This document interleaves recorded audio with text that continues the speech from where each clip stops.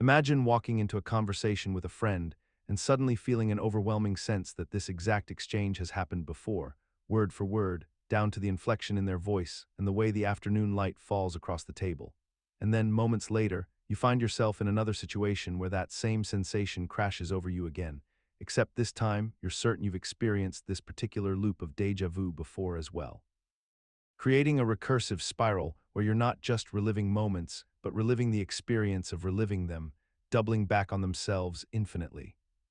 Psychologically, this phenomenon emerges from the brain's strange relationship with memory encoding and retrieval, where the neural pathways responsible for registering current experiences can briefly activate in synchronization with the systems that store and recognize past memories, creating a false collision between present and past consciousness that feels undeniably real in the moment. Some researchers suggest that when certain environmental cues, sensory patterns, or even the structure of a conversation mirrors something stored in our long-term memory closely enough, the brain's familiarity detection system misfires, generating that uncanny sense of recognition even though consciously we know this moment is new. What makes déjà vu loops particularly disorienting is that we've collectively accepted them as minor glitches in the machinery of consciousness, occasional hiccups that require no explanation, even though they represent moments when our subjective experience of time and memory fundamentally betrays itself. Yet we simply absorb these moments into the ambient strangeness of daily existence without demanding answers or treating them as significant failures in our perception of reality, letting them dissolve like dreams the moment they pass. But what if these loops persist? What if the sensation of having experienced the déjà vu itself becomes recursive enough that you begin to question whether you're actually experiencing the present moment or simply remembering the memory of remembering it, collapsing the disti? Consider the phenomenon of two people who have never discussed their dreams beforehand, yet upon waking and comparing notes, discover they have experienced remarkably similar nocturnal narratives, complete with identical symbols, settings, and emotional resonances that seem far too precise to be coincidental. This occurs with sufficient regularity among romantic partners, close friends, and family members that most people have either experienced it themselves or heard credible accounts from trusted sources. Yet the mechanism by which such synchronicity could occur remains entirely outside the boundaries of conventional neuroscience and psychology. Our current understanding of dreams suggests they are purely internal phenomena, generated by individual brains during sleep through the firing of neurons in unique patterns determined by personal memory, experience, and neurochemistry, with no known pathway for one sleeping mind to transmit information to another sleeping mind across physical space. And yet people continue to report these instances with earnest conviction, describing dreams that align too closely with those of a sleeping partner to dismiss as mere chance or the vagaries of human pattern recognition and false memory. We have developed elaborate psychological frameworks to explain this away, attributing it to shared experiences, cultural narratives, or the selective remembering of dreams that align while forgetting the thousands that do not. Yet somehow these explanations feel incomplete when faced with the specific and vivid testimonies of those who have lived through such moments. The curious aspect of shared dreams is not merely that they happen, but that we have collectively decided to file them away in the category of coincidence and move forward with our lives, accepting their existence without demanding real answers, without insisting that our scientific models account for the phenomenon we ourselves regularly encounter in the vulnerability of sleep. Throughout recorded history, there exist documented cases where large groups of people report identical or nearly identical premonitions of future events, often preceding tragedies or significant occurrences by hours or days, and yet these collective visions somehow vanish from public discourse almost as quickly as they appear, leaving behind only fragmented testimonies and obscure historical records that few ever encounter. Consider the numerous accounts from people who claim they experienced overwhelming feelings of dread before major disasters struck their cities, or the hundreds of individuals who reported vivid nightmares the evening before certain plane crashes, or the strange pattern of canceled travel plans among groups of strangers who had no contact with one another, all driven by an inexplicable sense that something terrible would occur. The mechanism behind this phenomenon likely operates through a combination of subconscious pattern recognition, collective anxiety in response to subtle environmental cues that most conscious minds cannot articulate, and a form of psychological resonance, where fear ripples through communities in ways that precede our rational understanding of what prompted such fear in the first place. Our brains are constantly processing information at levels far beneath conscious awareness, and when multiple individuals exist within similar geographic or social spaces, they may be simultaneously absorbing the same barely perceptible signals and translating them into the language of dreams and intuition. Yet despite the mounting anecdotal evidence and the remarkable specificity of certain mass premonitions, we have largely normalized the dismissal of these experiences as mere coincidence or the operation of confirmation bias, relegating them to the realm of paranormal entertainment rather than examining them as potential information our collective consciousness may be trying to communicate, allowing us to continue moving through our days, untroubled by the unsettling possibility that we might actually sense danger before it arrives. Consider the curious phenomenon wherein large groups of people share identical false memories of events, phrases, or images that never actually occurred in the way they remember them. A collective misremembering so widespread and specific that it defies simple explanation through individual forgetfulness alone. The term itself derives from the shared false memory that Nelson Mandela died in prison during the 1980s, when in fact he was released and lived until 2013. Yet thousands of people distinctly recall watching his funeral on television and mourning his death decades before his actual passing. These false memories persist across entire populations with remarkable consistency, manifesting in small details like the spelling of a beloved cereal brand that everyone insists included a second E, or the exact phrasing of a famous movie line that millions remember differently than the actual script reveals, creating a strange discord between what we know we remember and what verifiable records show actually happened. The psychological mechanism behind these shared distortions appears rooted in how human memory operates not as perfect recording, but as constant reconstruction, wherein our brains fill gaps with plausible details and readily accept suggestions from others who claim the same false recollection, creating a cascading effect where confidence in the memory strengthens through social reinforcement rather than accuracy. What makes these phenomena particularly unsettling is their persistence despite overwhelming evidence to the contrary. The way people can watch video footage proving their memory incorrect, yet still maintain a ghostly conviction that their original recollection felt somehow more real, more authentic than the documented truth, suggesting that our subjective experience of certainty carries weight independent from objective reality.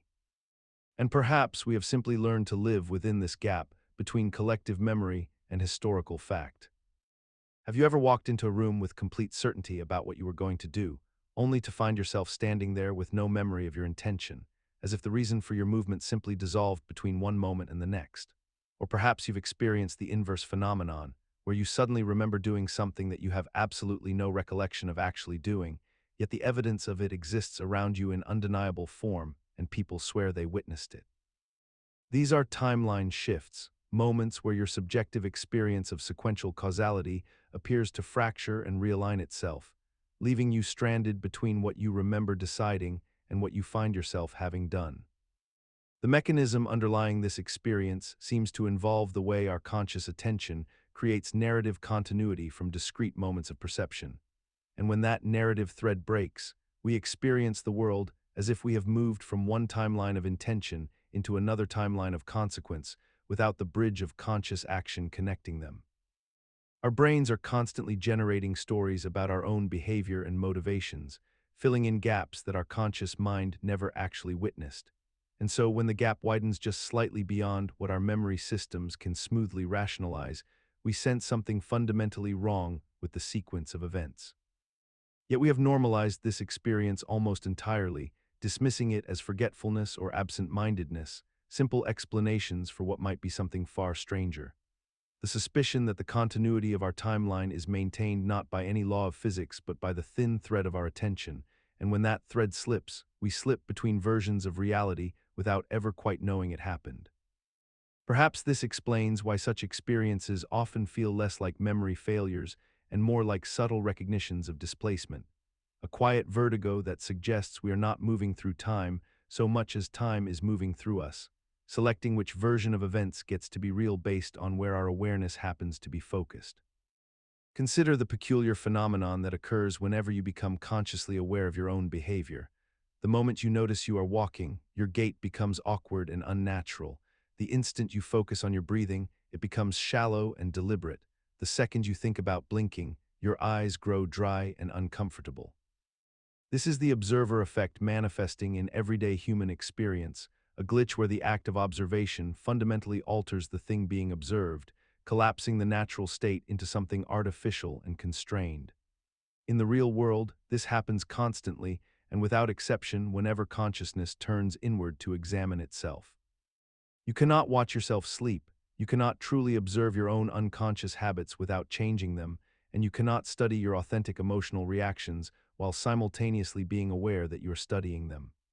The mechanism underlying this peculiar glitch operates through the intrusion of metacognition, where the brain's capacity to think about itself creates a feedback loop that disrupts the very processes it attempts to measure. When attention redirects toward a normally automatic function, the neural pathways governing that function suddenly require conscious oversight, transforming something fluid and efficient into something stilted and effortful. The psychological machinery that handles breathing, blinking, and natural movement operates with greatest efficiency when left to its own devices. Yet the moment awareness enters the equation, control shifts from the automatic systems to the conscious mind, which is far less elegant at managing these delicate operations. We have simply accepted this as fundamental to existence, never questioning why the universe would architect consciousness in such a way that observing oneself inevitably corrupts the observation, creating an impossible recursion where perfect self-knowledge remains eternally beyond reach, as though awareness itself were designed to remain slightly out of focus whenever we try to examine it directly. Consider the moment when you think of someone you haven't spoken to in years, and within the same day or week, they contact you unexpectedly, or you encounter their name multiple times across completely unrelated contexts. Perhaps you hear a specific song on the radio, then see the artist's name on a billboard, then a friend mentions that exact song in conversation, all within the span of a few hours. These clustering patterns of meaningful coincidence seem to defy the laws of probability, yet they occur with such frequency in human experience that we rarely pause to question their prevalence. The phenomenon becomes even more pronounced when we consider how our attention works. Once we notice something, our brain begins filtering the world through that lens, making similar instances suddenly visible everywhere, a process known as frequency illusion or the Baader-Meinhof effect. Yet even accounting for this cognitive bias, the sheer density and timing of these clusters can feel uncanny, as though some invisible hand were weaving threads of connection through the fabric of ordinary days. We have largely accepted and normalized these experiences by attributing them to luck, coincidence, or the simple mathematics of a sufficiently complex world where enough intersections will inevitably occur. Still, the question lingers in quiet moments, whether these clusters represent nothing more than our pattern-seeking nature at work, or whether they hint at some underlying order in reality that our current frameworks cannot quite articulate. The uncanniness persists precisely because we cannot definitively rule out either explanation, leaving us suspended in a gentle uncertainty as we drift toward sleep. In those liminal spaces between waking and dreaming, we might notice that the clusters seem to intensify, as though our relaxed vigilance permits us to perceive connections that daylight consciousness filters away. Perhaps synchronicity clusters are less about reality shifting and more about our awareness finally catching up to the intricate web of causality that has always been there, waiting patiently for us to notice. Consider the peculiar experience of narrowly avoiding death, that moment when a car swerves away from you by inches, or when you catch yourself on a railing at the edge of a fall, and in that fraction of a second, you feel the brush of non-existence before being pulled back into continuation. Now imagine if every single time you approach the threshold of death, the universe somehow reorganized itself around your consciousness, ensuring that from your subjective perspective, you never quite experience the moment of termination. This is the essence of quantum immortality, a theoretical concept emerging from interpretations of quantum mechanics, where consciousness becomes inexplicably entangled with the branching pathways of reality itself. The mechanism operates through a troubling logical loop. If the universe splits into multiple branches at every quantum event, and if your consciousness can only ever observe the branches where you survive, then subjectively you would experience an unbroken chain of increasingly improbable escapes, never witnessing your own death, but instead accumulating a series of miraculous survivals that defy statistical probability. What makes this glitch particularly unsettling is how it mirrors the actual experience of existing, how every person who has ever lived has subjectively never experienced their own death, and how we might be unable to distinguish between living in a universe where we are immortal through quantum mechanics and living in one where we simply have not yet died. The normalization of this concept persists because it operates at the boundary between physics and consciousness, where our intuitions fail us, and because there exists no possible way to falsify it from within the prison of subjective experience, making it a thought experiment that cannot be definitively proven wrong, only increasingly difficult to dismiss as impossible. Yet this very unfalsifiability is what grants it a peculiar kind of existence in our collective consciousness, not as truth, but as a mirror held up to the fundamental mystery of why any subjective experience persists at all. Consider the moments when reality seems to stutter and skip, when the world around you experiences a brief but noticeable delay between cause and effect, as though the universe is processing information just slightly slower than it should. You reach for a doorknob and your hand arrives a fraction of a second after your intention, or you speak and hear your own voice echo back with an imperceptible but undeniable lag, or you watch as a person across from you appears to freeze mid-gesture before continuing their motion as if nothing happened. These are the instances when the present moment feels like it is loading, when consciousness itself seems to buffer and resume, suggesting that reality might occasionally need to catch up with itself. The psychological mechanism underlying this experience involves the way our brains construct the present moment from slightly delayed sensory information, assembling a coherent narrative from signals that are already milliseconds old by the time we perceive them, which means we are always living in a reconstructed past rather than a true now.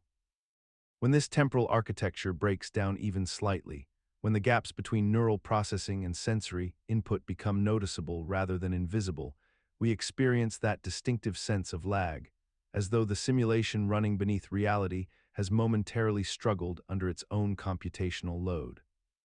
What makes this particularly unnerving is that we have become so accustomed to accepting these glitches as normal neurological quirks rather than genuinely anomalous events, dismissing them as fatigue or distraction when perhaps they represent something far stranger, evidence that the moment-to-moment experience of being alive involves a thin veil between what is actually happening and what we are told is happening, a delay so fundamental that we have simply learned to stop noticing it.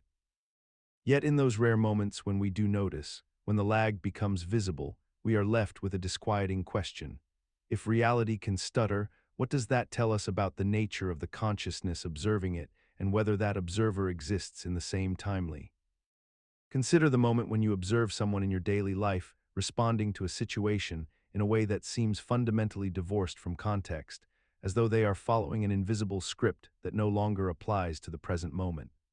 A cashier who repeats the exact same greeting to every customer with mechanical precision, their eyes focused on some middle distance beyond your face.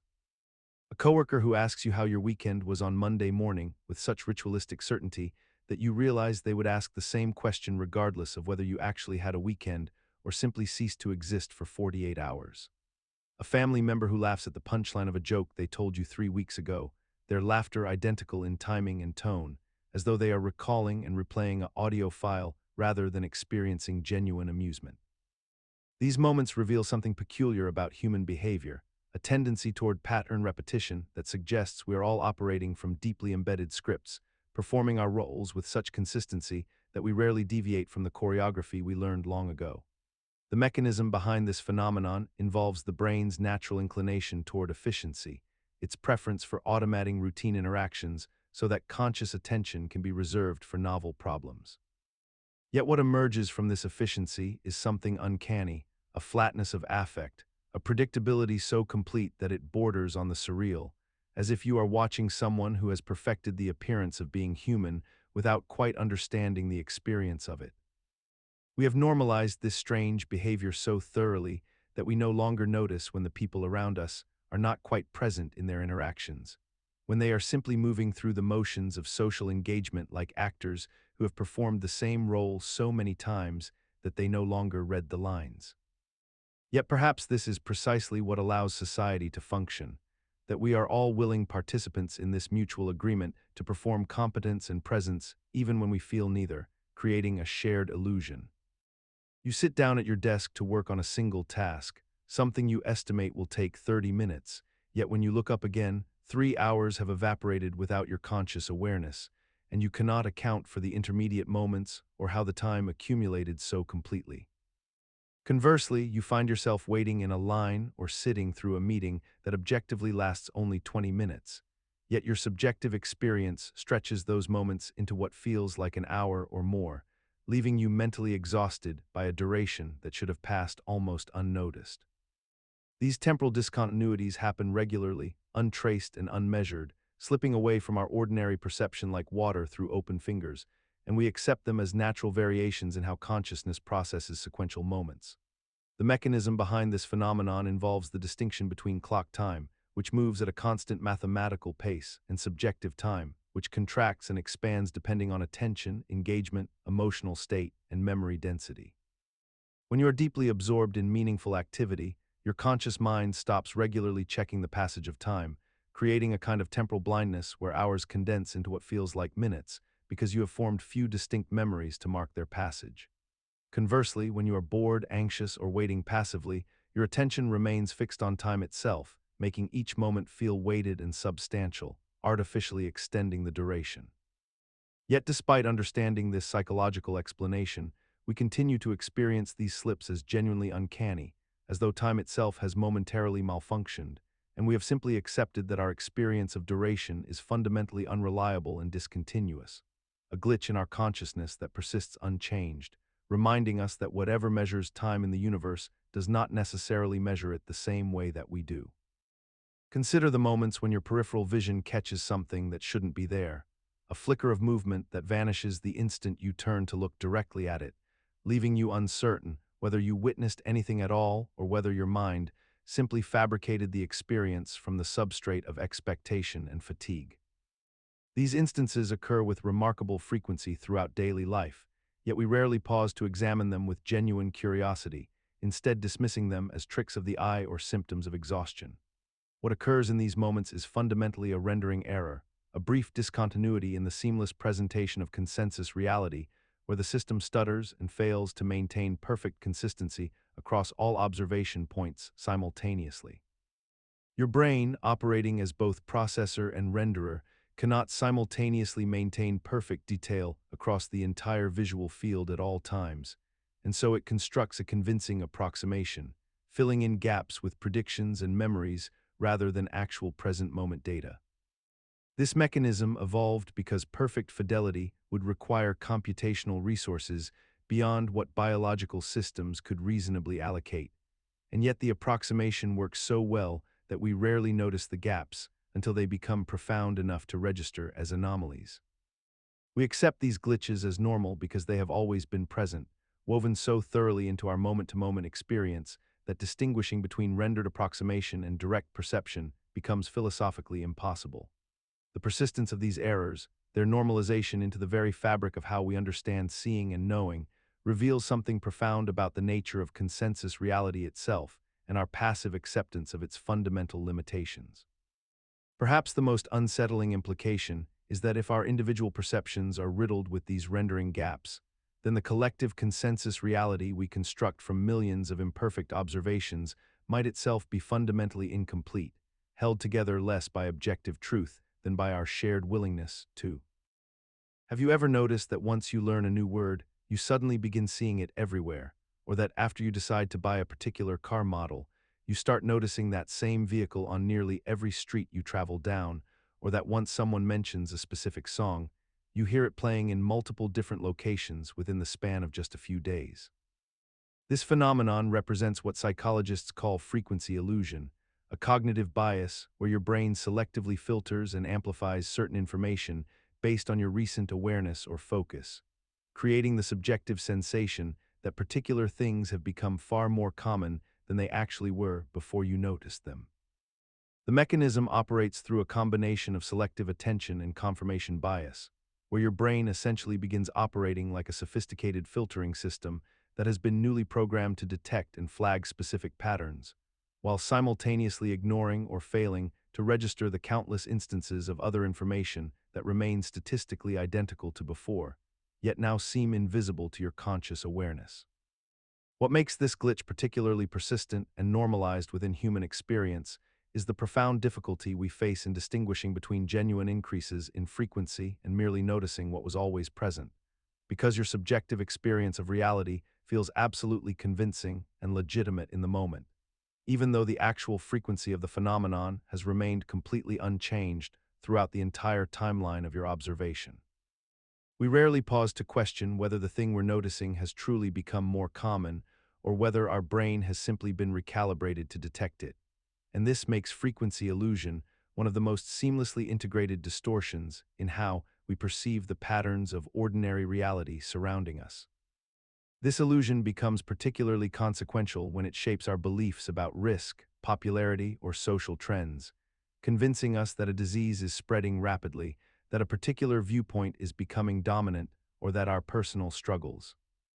Consider the peculiar phenomenon wherein your sense of self fundamentally shifts depending on whether you believe you are being observed, much like particles in quantum mechanics behave differently when measured versus unmeasured, and notice how this manifests in your daily existence as you move through spaces where surveillance might or might not occur, where cameras may or may not be present, where other minds may or may not be attending to your actions.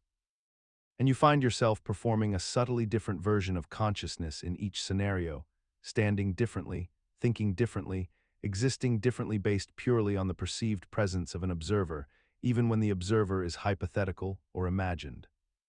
The mechanism underlying this phenomenon operates through our deeply embedded social awareness and the ancient neural pathways that evolved to track whether we were being assessed by our social group, creating a biological predisposition to alter our behavior patterns based on the assumed gaze of others, which extends into our internal mental processes and our sense of continuous selfhood, fragmenting our consciousness into multiple versions depending on context.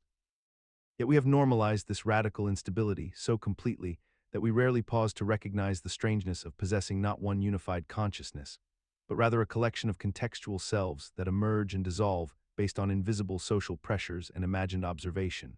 And we navigate this fragmentation without acknowledging that at our core we remain fundamentally uncertain about which version of ourselves is the authentic one, if such an authentic version even exists.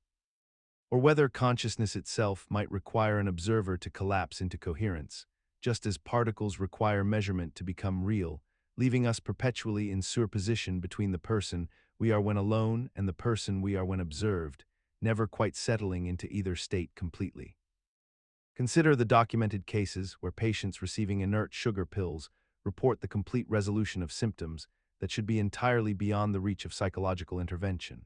such as the healing of broken bones accelerating beyond normal medical timelines, or the sudden disappearance of bacterial infections without any antimicrobial treatment whatsoever, or even the reversal of certain autoimmune responses that medical science insists operate independently of conscious belief. These occurrences exist in a peculiar space where the placebo effect appears to extend into domains where it theoretically cannot function, yet the evidence persists in medical literature and clinical observations across decades and cultures. The mechanism seems to operate through a combination of neurochemical cascades triggered by expectation and belief, where the brain's release of endogenous opioids, dopamine, and other neurotransmitters creates genuine physiological changes that somehow cross the boundary between mind and matter in ways that challenge our conventional understanding of causality. The patient's expectation becomes a kind of permission slip to their own immune system, their nervous system, their cellular repair mechanisms, as if belief itself rewrites the instructions written into their biology, bypassing the logical constraints we assume govern physical reality.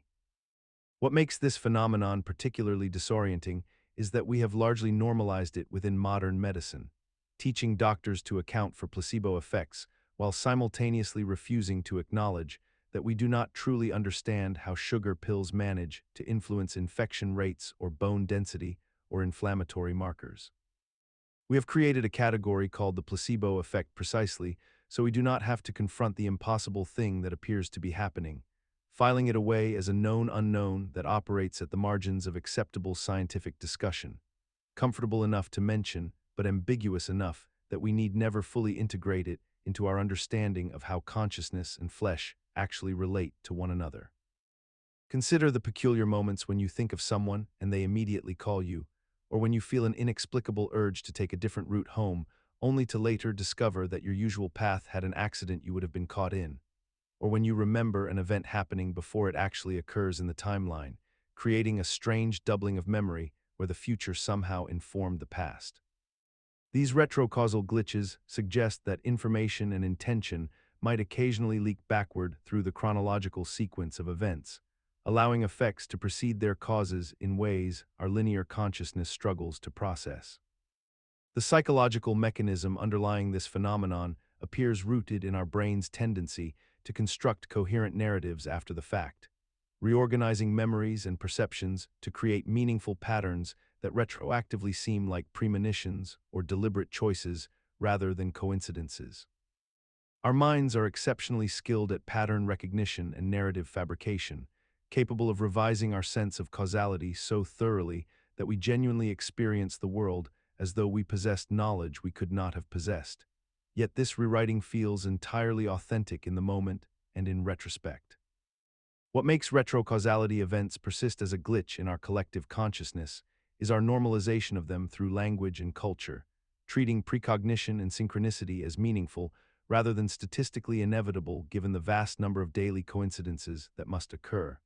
And we rarely count the countless times our premonitions fail to manifest or when we arrive at different moments than expected. The matrix continues operating under these retrocausal disturbances without correction because consciousness itself may be fundamentally unreliable in distinguishing between genuine backwards causation and the brain's extraordinary ability to construct false memories of prescience, leaving us suspended in a peculiar state where the order of cause and effect becomes negotiable and subjective. Consider the moment when you are deeply engaged in a task, absorbed in conversation, or absorbed in a book, and suddenly you become aware that you have been aware, that you have been thinking about the fact that you are thinking, and in that instant of self-reflection, the original thought dissolves entirely. You find yourself unable to remember what you were just contemplating, what you were about to say, or what held your attention mere seconds before. This is consciousness collapse, a curious bifurcation where the mind observes itself, and in doing so, fragments the very continuity it meant to examine. The mechanism underlying this phenomenon appears rooted in the architecture of attention itself. When your consciousness diverts resources away from the task at hand to monitor its own operations, it creates a kind of recursive loop that overwhelms the working memory system. The brain cannot simultaneously perform a function and fully analyze that function with equal clarity. It is like trying to read a book while simultaneously studying how your eyes move across the page. The observation becomes interference. What makes this phenomenon particularly strange is how normalized we have rendered it despite its fundamental illogic. We speak casually about losing our train of thought, about our minds going blank, about the inability to remember what we entered a room to retrieve, yet we rarely acknowledge the profound mystery embedded in these ordinary moments. The self-examining itself creates a paradox that our consciousness has never quite resolved, and yet we continue living as though this fracture is simply part of the natural order rather than evidence that something about the structure of awareness itself remains fundamentally unknowable to us. Perhaps this is why meditation practitioners spend years learning to observe their thoughts without collapsing into self-awareness, why artists speak of entering a flow state where the observer dissolves entirely, and why the moment we try to grasp the nature of our own minds, we find only silence where thought once lived. Consider the peculiar phenomenon wherein individuals claim the ability to perceive distant locations, events, or objects without physical presence or sensory connection. A practice known as remote viewing that gained particular prominence during the Cold War when intelligence agencies invested substantial resources into investigating whether operatives could psychically observe enemy installations and military movements from secure facilities thousands of miles away.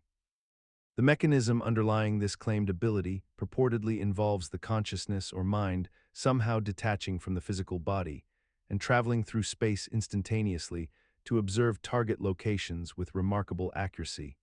which would require a fundamental reimagining of how consciousness operates and its relationship to physical reality. Yet countless individuals report experiences where they describe with surprising detail locations they have never visited and information they could not have accessed through conventional means. The psychological explanation for these occurrences involves a combination of educated guessing based on prior knowledge, pattern recognition that our brains excel at unconsciously, and the powerful human tendency toward confirmation bias, where we remember hits and forget misses in a way that creates the illusion of genuine precognitive ability.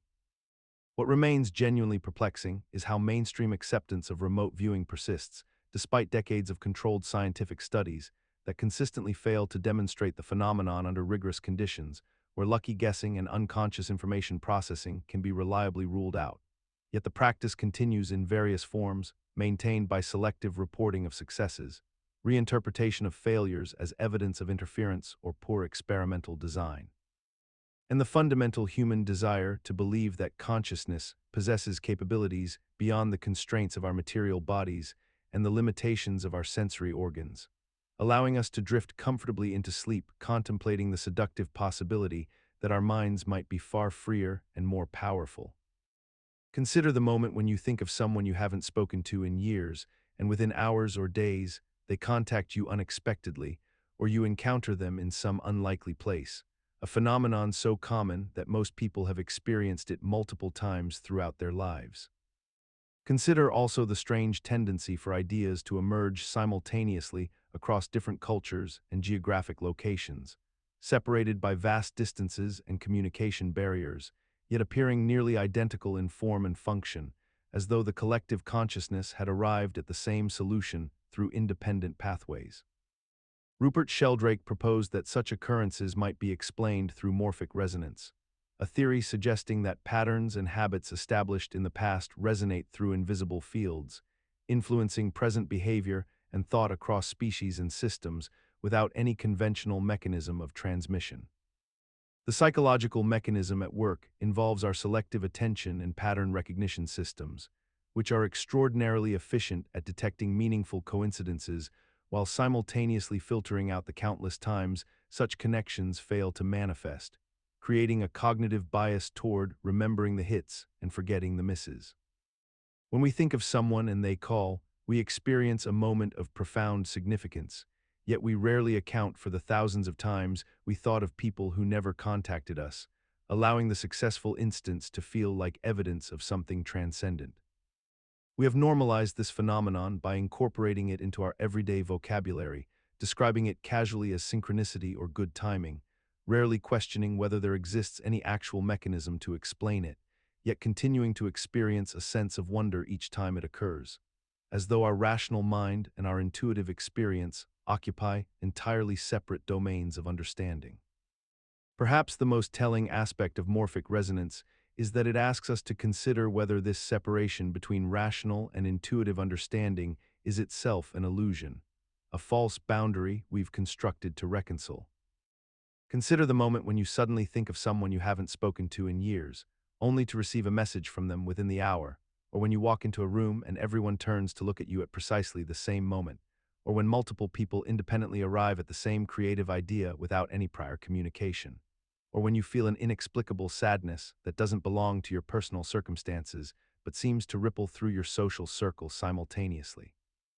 These moments suggest the existence of a shared psychological field, a resonance between human minds that operates beneath the threshold of conscious awareness and intentional communication. Carl Jung proposed that beneath individual unconscious minds lies a collective unconscious, a repository of archetypal patterns and universal symbols that transcends individual experience and connects all of humanity through deeper psychological currents. The mechanism operates through mirror neurons, through the subtle transmission of pheromones and biological signals, through the alignment of circadian rhythms and electromagnetic frequencies, through the way our nervous systems attune to one another in groups, creating coherence in heartbeat and brainwave patterns without any deliberate effort. Yet despite these biological explanations, the phenomenon persists in ways that seem to exceed mechanical cause and effect, suggesting that consciousness itself might possess a connective property we have not yet adequately measured or understood. We have normalized this by dismissing it as coincidence, as statistical probability playing out across billions of interactions, as evolutionary adaptation fine-tuned over millennia, accepting these rational frameworks even as we continue to experience moments of profound interconnectedness that seem to transcend the boundaries of individual self.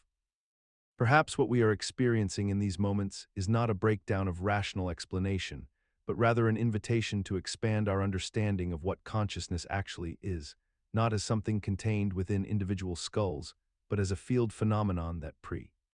Consider walking into a room of merely 23 people, a modest gathering that seems statistically unremarkable in every conceivable way.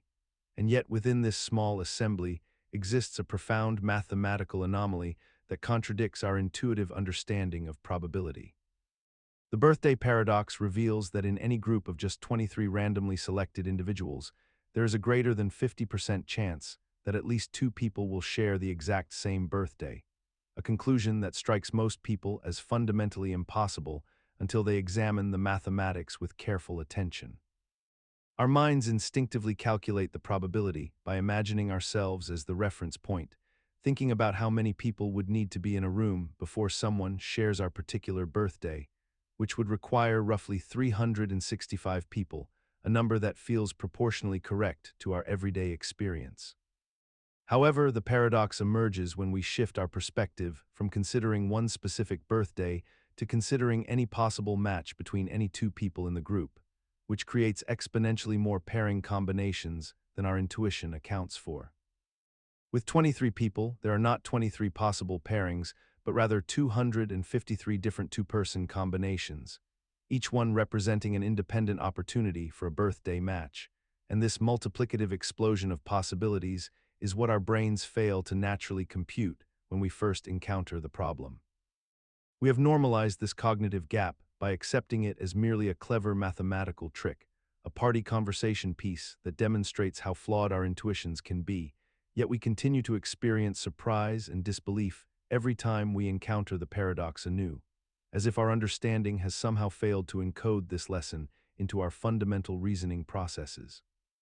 This persistent astonishment suggests that probability itself operates in a realm fundamentally foreign to human cognition, a domain where our evolved intuitions about chance and coincidence systematically mislead us, compelling us to. Consider the moment when you think of someone you haven't spoken to in years, and within hours or days, they contact you unexpectedly, or you encounter them by apparent chance on the street or through social media. And in that moment, a peculiar sensation washes over you, a feeling that somehow you had known this would happen, that you had sensed their intention to reach out before any rational communication could have occurred. These telepathy incidents represent a fascinating category of coincidences that pepper human experience with an uncanny regularity, moments when two minds seem to have synchronized without any conventional mechanism of information transfer. The psychological mechanism underlying these incidents is rooted in what researchers call the Texas sharpshooter fallacy, wherein we unconsciously focus only on the hits while ignoring the countless misses, the thousands of times we think of someone and they never contact us, the many occasions when we sense nothing before an unexpected call arrives. Our brains are pattern recognition machines of extraordinary power, evolved to detect meaningful correlations in our environment, and when genuine randomness occasionally produces alignment, we notice it intensely, encoding it into memory with emotional significance that makes it feel predetermined rather than probabilistic.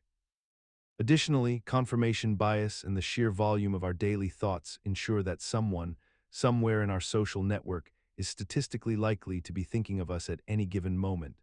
And when that person happens to reach out, our memory retroactively interprets our earlier random thoughts as premonitions. Yet despite understanding these mechanisms, despite knowing the mathematics of coincidence and the unreliability of human memory, most people continue to harbor a quiet belief in these moments, a persistent intuition that occasionally our minds truly do touch across the distance, and we have collectively normalized this impossible sensation into the fabric of everyday experience, speaking of it casually as if it were one more ordinary miracle among the many we encounter. Consider the experience of dreaming about an event before it occurs, only to wake the next morning and find that the precise scenario unfolds exactly as your sleeping mind had constructed it, down to the specific words spoken by a particular person or the exact color of clothing worn by someone you encounter.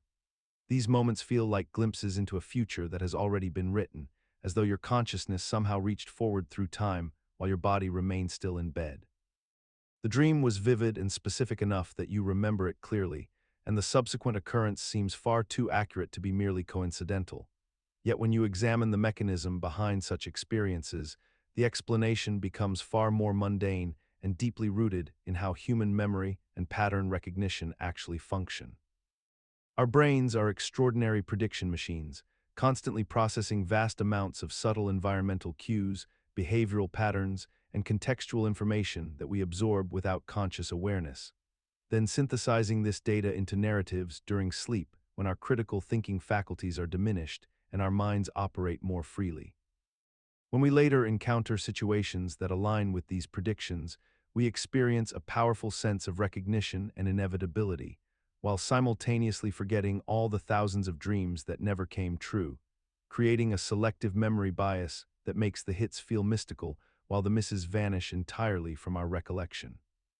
What persists is this stubborn human tendency to assign meaning and causality to coincidence, to feel that our dreams possess some transcendent quality that allows them to pierce the veil between present and future, even as neuroscience consistently demonstrates that precognition requires no mystical mechanism whatsoever, merely the ordinary operations of an unconscious mind that knows us far better than our waking self cares to acknowledge. Consider the strange phenomenon that occurs when you sit with your phone in your pocket or on a nearby surface, and you suddenly feel the unmistakable sensation of vibration against your body or perceive movement in your peripheral vision, only to check your device and discover that no notification has arrived, no call is incoming, and no message awaits your attention.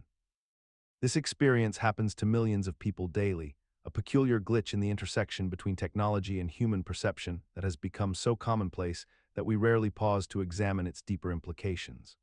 The sensation feels entirely real in the moment of its occurrence, producing a genuine physiological response that compels you to reach for your phone with a sense of urgency, your attention suddenly captured and redirected toward a device that has done nothing at all. The phantom vibration emerges from the unique relationship we have developed with our smartphones, those constant companions that have trained our nervous systems to remain in a state of heightened alert, waiting perpetually for the next communication, the next notification, the next moment of social or professional contact that might demand our immediate response.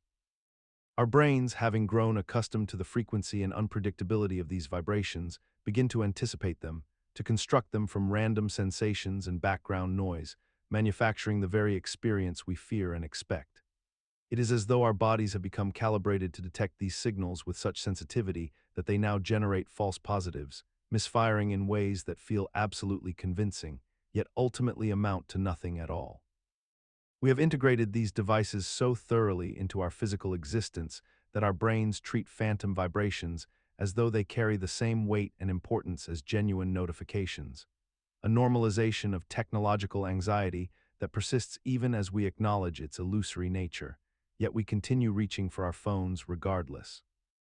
Consider the experience of thinking about someone you haven't spoken to in years, and then receiving a message from them within hours, or the phenomenon of hearing a particular song multiple times in a single day across different unrelated contexts, or noticing that a specific number appears repeatedly in your life until you become convinced it holds special significance. These moments feel extraordinary, almost as though reality has momentarily glitched, revealing some hidden pattern beneath the surface of ordinary existence. The mechanism at work here is called coincidence clustering, and it describes our profound tendency to perceive connections between unrelated events when they occur in close temporal proximity to one another. Our brains are pattern recognition machines evolved over millions of years to detect genuine threats and opportunities in the environment, and this same neural architecture makes us exceptionally sensitive to the appearance of patterns, even when those patterns are purely the product of random distribution. When you have thousands of thoughts moving through your consciousness each day, and when you exist within a complex social network where countless people and events intersect, the probability that some of these thoughts and events will align by pure chance becomes not just possible, but inevitable. Yet despite understanding this fundamental principle of statistics and probability, we continue to experience these clusters as meaningful, as though the universe is communicating directly with us through the language of synchronicity. We have built entire spiritual and religious systems around coincidence clustering, developed superstitions to honor or ward off its power, and created elaborate personal mythologies where these random alignments serve as evidence of destiny or universal consciousness. The glitch persists not because we lack the intellectual capacity to understand it, but because the feeling of recognition, the sense that reality has winked at us, remains more compelling to our emotional experience than the abstract certainty of statistical inevitability. You wake at 3:33 in the morning, and later that same day you glance at the clock to find it reads 3:33 again. Then a week passes, and you receive a notification on your phone at 3:33. And within the span of a month, you have encountered this identical sequence across multiple unrelated contexts and platforms and moments that should have no connection whatsoever to one another.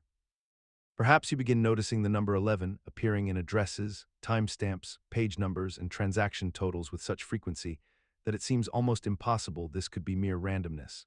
And you find yourself wondering whether you are experiencing something genuinely unusual or whether your mind has simply learned to recognize and catalog what was always there, invisible and unremarkable until you decided to pay attention. This phenomenon operates through a cognitive mechanism known as frequency illusion, whereby once your conscious mind becomes aware of a particular pattern or sequence, you begin noticing it everywhere because your brain has been primed to detect it, making the invisible suddenly visible through the simple act of awareness itself. The repetition feels meaningful because our minds are pattern recognition engines designed to find significance in the world around us.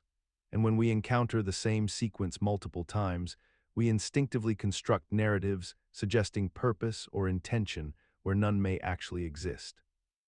Yet despite our complete understanding of this psychological principle, despite knowing with certainty that our attention has merely shifted rather than reality changing, we continue to feel that strange pull of significance when we see those numbers align again, and we continue to pause and wonder whether this time might be different, whether this time the pattern might actually mean something.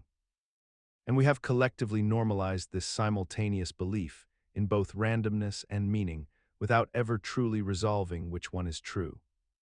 Imagine yourself walking into a coffee shop you've never visited before, and suddenly the barista's hand movements, the exact angle of light through the window, the precise moment someone laughs in the corner, and the specific way a cup is placed on the counter all collapse into a moment that feels impossibly familiar, as though you have lived this exact sequence before in every detail, down to the texture of your own thoughts in that instant. This is the classical experience of déjà vu, but there exists a deeper variation that might suggest something closer to a genuine glitch in perception itself. Rather than a simple memory confusion or neural overlap, this expanded version involves layers of false recognition that compound upon themselves, where not only does the scene feel familiar, but your anticipation of what comes next becomes accurate enough to seem prescient, creating a feedback loop of recognition that intensifies rather than diminishes. Your brain becomes convinced it has rehearsed this moment countless times before, and the conviction carries such weight that your body responds with an eerie calm, as though you are watching yourself live rather than actually living. This phenomenon may arise from a subtle misalignment in how your brain timestamps experiences, creating a false chronological layering where recent perception feels like distant memory, or perhaps from a momentary desynchronization between the sensory input systems and the memory encoding systems that normally operate in seamless coordination. What remains peculiar is that despite neuroscience's reasonable explanations involving temporal lobe activity and memory processing hierarchies, we have collectively normalized this experience to the point of dismissing it as merely a curious neurological tic, even though the sensation itself suggests something more fundamental may be temporarily offline or overlapping in ways we do not yet fully comprehend or choose to acknowledge. Consider the moment when you place your keys on the kitchen counter with deliberate intention, watching them rest against the tile surface, and then moments later when you return to retrieve them, they have vanished entirely from that exact location, only to discover them later in an entirely different room of your home, somewhere you have no memory of placing them, somewhere your conscious mind never traveled with them in hand. This phenomenon occurs with remarkable frequency across human experience, affecting not only keys but eyeglasses, remote controls, phones, and countless other small objects that seem to possess an uncanny ability to relocate themselves without assistance. The mechanism behind this glitch appears to reside in the peculiar architecture of human attention and memory, wherein we perform actions in states of partial consciousness, our minds engaged elsewhere even as our hands execute the physical placement of objects, creating a gap between action and awareness that grows wider the more habitual the action becomes. We place objects down while thinking about something entirely different, our brains failing to encode the moment properly because the action requires no real cognitive effort. And then when we later search for these items, we find ourselves trapped in the logical expectation that they should be where we last consciously saw them, never where our autopilot truly left them. Yet what persists most remarkably is our continued shock at this phenomenon, our repeated surprised reactions despite having experienced object teleportation dozens of times throughout our lives, as though each instance represents a genuine violation of physical law rather than a simple failure of our attention and memory systems. We have somehow normalized the experience while simultaneously refusing to accept it as normal, perpetually astonished by something we could predict with certainty, if we simply acknowledged how little we truly attend to the mundane moments of our existence. Consider the moment when you are searching intensely for an object you desperately need, turning your space upside down, checking the same drawer 3 times, retracing your steps through multiple rooms, growing increasingly frustrated as minutes pass, and the item remains absent from every logical place you have already examined. Then hours or even days later, you casually glance at that exact same drawer or shelf or surface, and there it is, sitting plainly visible as though it had always been there, as though it had somehow materialized in the intervening time, creating the uncanny sensation that the object was genuinely not present before and has now spontaneously arrived. This phenomenon operates on a particular psychological mechanism wherein our focus search behavior, driven by stress and expectation, actually narrows our visual perception in ways that cause us to overlook items that do not match our exact internal image of what we are seeking, or items placed at angles or positions slightly different from where we expect them to be. Our brains are prediction machines constantly filtering reality through what we expect to see, and when we are in a heightened state of search anxiety, this filtering becomes even more aggressive, effectively rendering invisible the very objects positioned right before our eyes because they fall slightly outside our predictive model. Yet despite understanding this mechanism intellectually, we continue to experience genuine wonder and disorientation when we find the lost item later, as though some invisible force had rearranged our physical reality while we were not looking, and we have largely normalized this bizarre experience into our daily existence. Treating these spontaneous reappearances as mere quirks of memory and attention, rather than acknowledging how profoundly strange it is that our conscious minds can fail to register the presence of objects occupying definite space in our environment. Consider the experience of placing an object down in a specific location, a set of keys or a pair of glasses or a remote control, and then moments later returning to that exact spot only to find that the item has vanished entirely, and despite conducting a thorough search of the immediate area and then expanding outward in concentric circles through your living space, the object remains persistently absent until suddenly, sometimes hours later or even days later, you discover it in a location you had already checked multiple times or in a place where you would never have intentionally placed it, and yet there it sits as though it had materialized from nowhere. This phenomenon occurs with such regularity in human experience that we have collectively developed an entire mythological framework around it, invoking the concept of a lost and found dimension, or blaming our own forgetfulness, or attributing the displacement to household members who might have moved the object without our knowledge. And yet the mechanism at work here involves the fundamental disconnect between where our minds record placing something and where our visual attention actually was focused during that moment of placement. For we often place objects while our conscious awareness is directed elsewhere, engaging in conversation or thinking about an upcoming task. And so our brain creates a false memory of placement based on habit and expectation rather than on actual visual registration. And then when we search for the object, we scan the expected location with such certainty of its presence that our eyes quite literally fail to register it even when it sits directly in our field of vision, because our brain has already decided where it should be and filters out contradictory visual information. Yet despite understanding this psychological mechanism, despite recognizing the role of attention and memory and expectation in creating this recurring experience, we continue to feel a genuine sense of mystery and mild frustration each time it occurs, as though the rational explanation somehow fails to fully account for the subjective experience of searching. Consider the moment when you recall a conversation with perfect clarity, remembering exact words and inflections, only to have the other person describe an entirely different exchange that never happened as you remember it. Yet you remain equally convinced of your version of events, and somehow both of you continue forward in the relationship, as though this fundamental disagreement about what actually occurred never truly mattered or required resolution. This phenomenon extends deeper into the fabric of daily experience, where you might swear that a doorway in your home has always been in one location, until you walk through it and realize it has been positioned differently for months or perhaps years. Yet your muscle memory and spatial awareness had constructed an entirely separate mental architecture that felt absolutely authentic. The mechanism behind this peculiar glitch rests in how human consciousness does not actually record reality like a camera records images,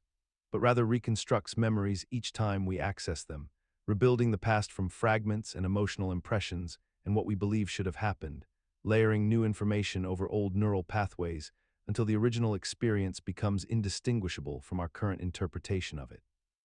Our brains prioritize narrative coherence and emotional meaning over photographic accuracy, which allows us to function smoothly through life, but simultaneously creates countless small fractures between what we experienced and what we remember experiencing.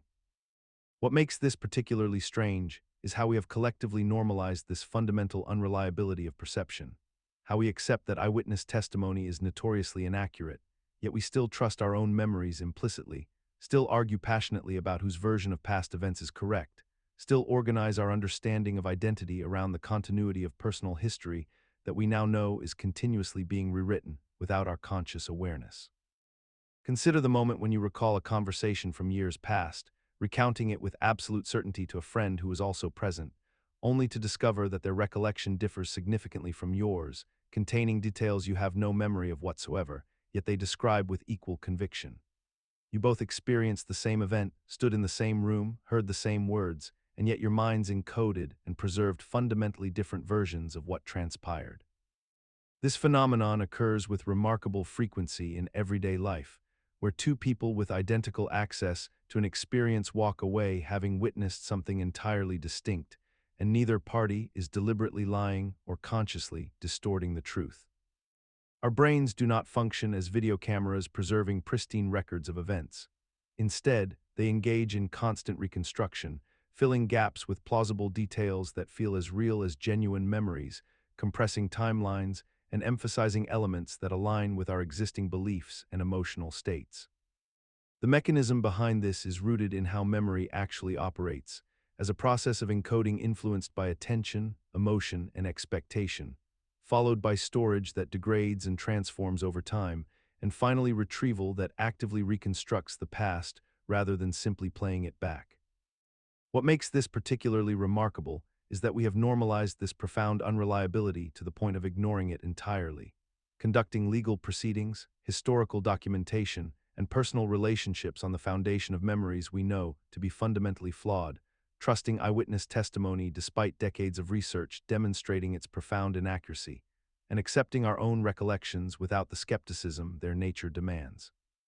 Moving through existence convinced of the accuracy of our internal experience, while the evidence suggests we are all living in slightly different versions of events that occurred around us. Have you ever noticed how certain moments seem to stretch or compress in ways that defy the clock on your wall, where 10 minutes of waiting feels like an hour, while an entire conversation with someone you care about seems to evaporate in seconds, leaving you startled by how quickly time has passed without your permission or awareness?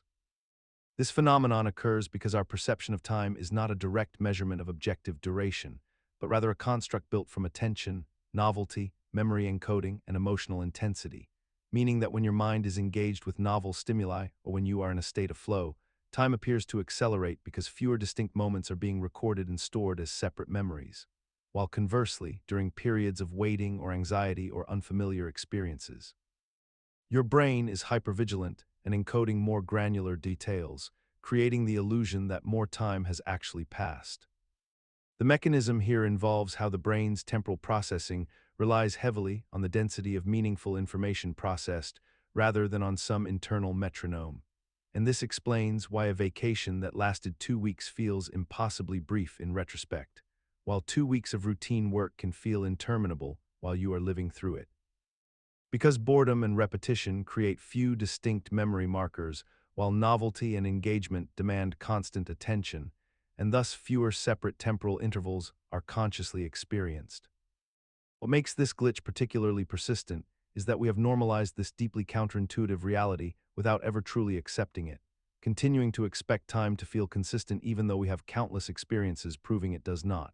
and we remain perpetually surprised each year when we cannot fathom where the months disappeared to, as if the passage of time should be a straightforward and uniform experience rather than the highly subjective and neurocognitive phenomenon it actually is. Consider the moment when you think of someone you haven't spoken to in years, and within hours or days, they contact you unexpectedly, a coincidence so precise it seems to defy the laws of chance itself. Or notice how you consistently arrive at traffic lights just as they turn red, defying the statistical likelihood that should distribute your arrivals more evenly across the cycle. Perhaps you've experienced the phenomenon of opening a book to exactly the page you needed, or having multiple unrelated people mention the same obscure fact to you within a single week, events that by pure mathematical probability should occur far less frequently than our lived experience suggests they do. These are probability violations, moments when the universe appears to operate according to rules other than random distribution and chance. The mechanism underlying our perception of these events involves a profound cognitive bias rooted in selective memory and pattern recognition, where our brains, evolutionarily optimized to detect meaningful signals in noise, naturally emphasize and remember the hits while dismissing the countless misses that would balance the equation. We forget the thousands of times we thought of someone who never called, the green lights we sailed through, the pages we opened that were irrelevant, because these failures of prediction leave no emotional imprint, no sense of significance.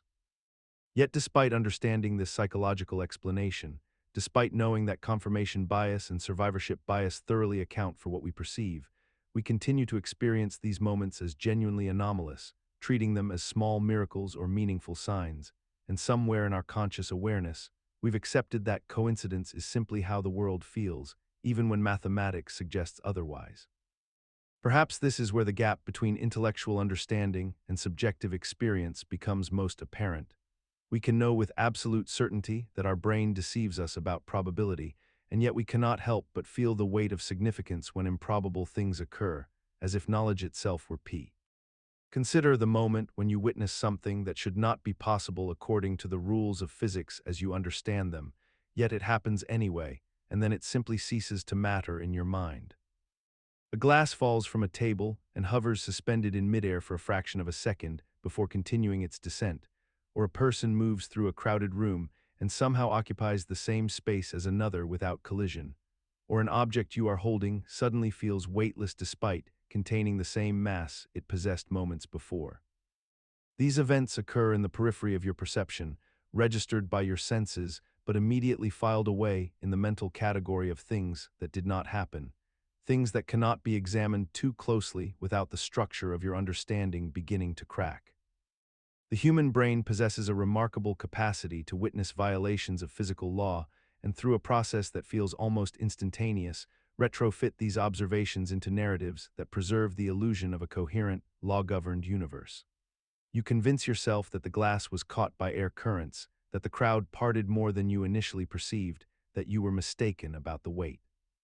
This psychological mechanism operates not through conscious deception, but through a kind of automatic epistemic housekeeping, where anomalies are absorbed into background noise before they can accumulate into genuine contradiction.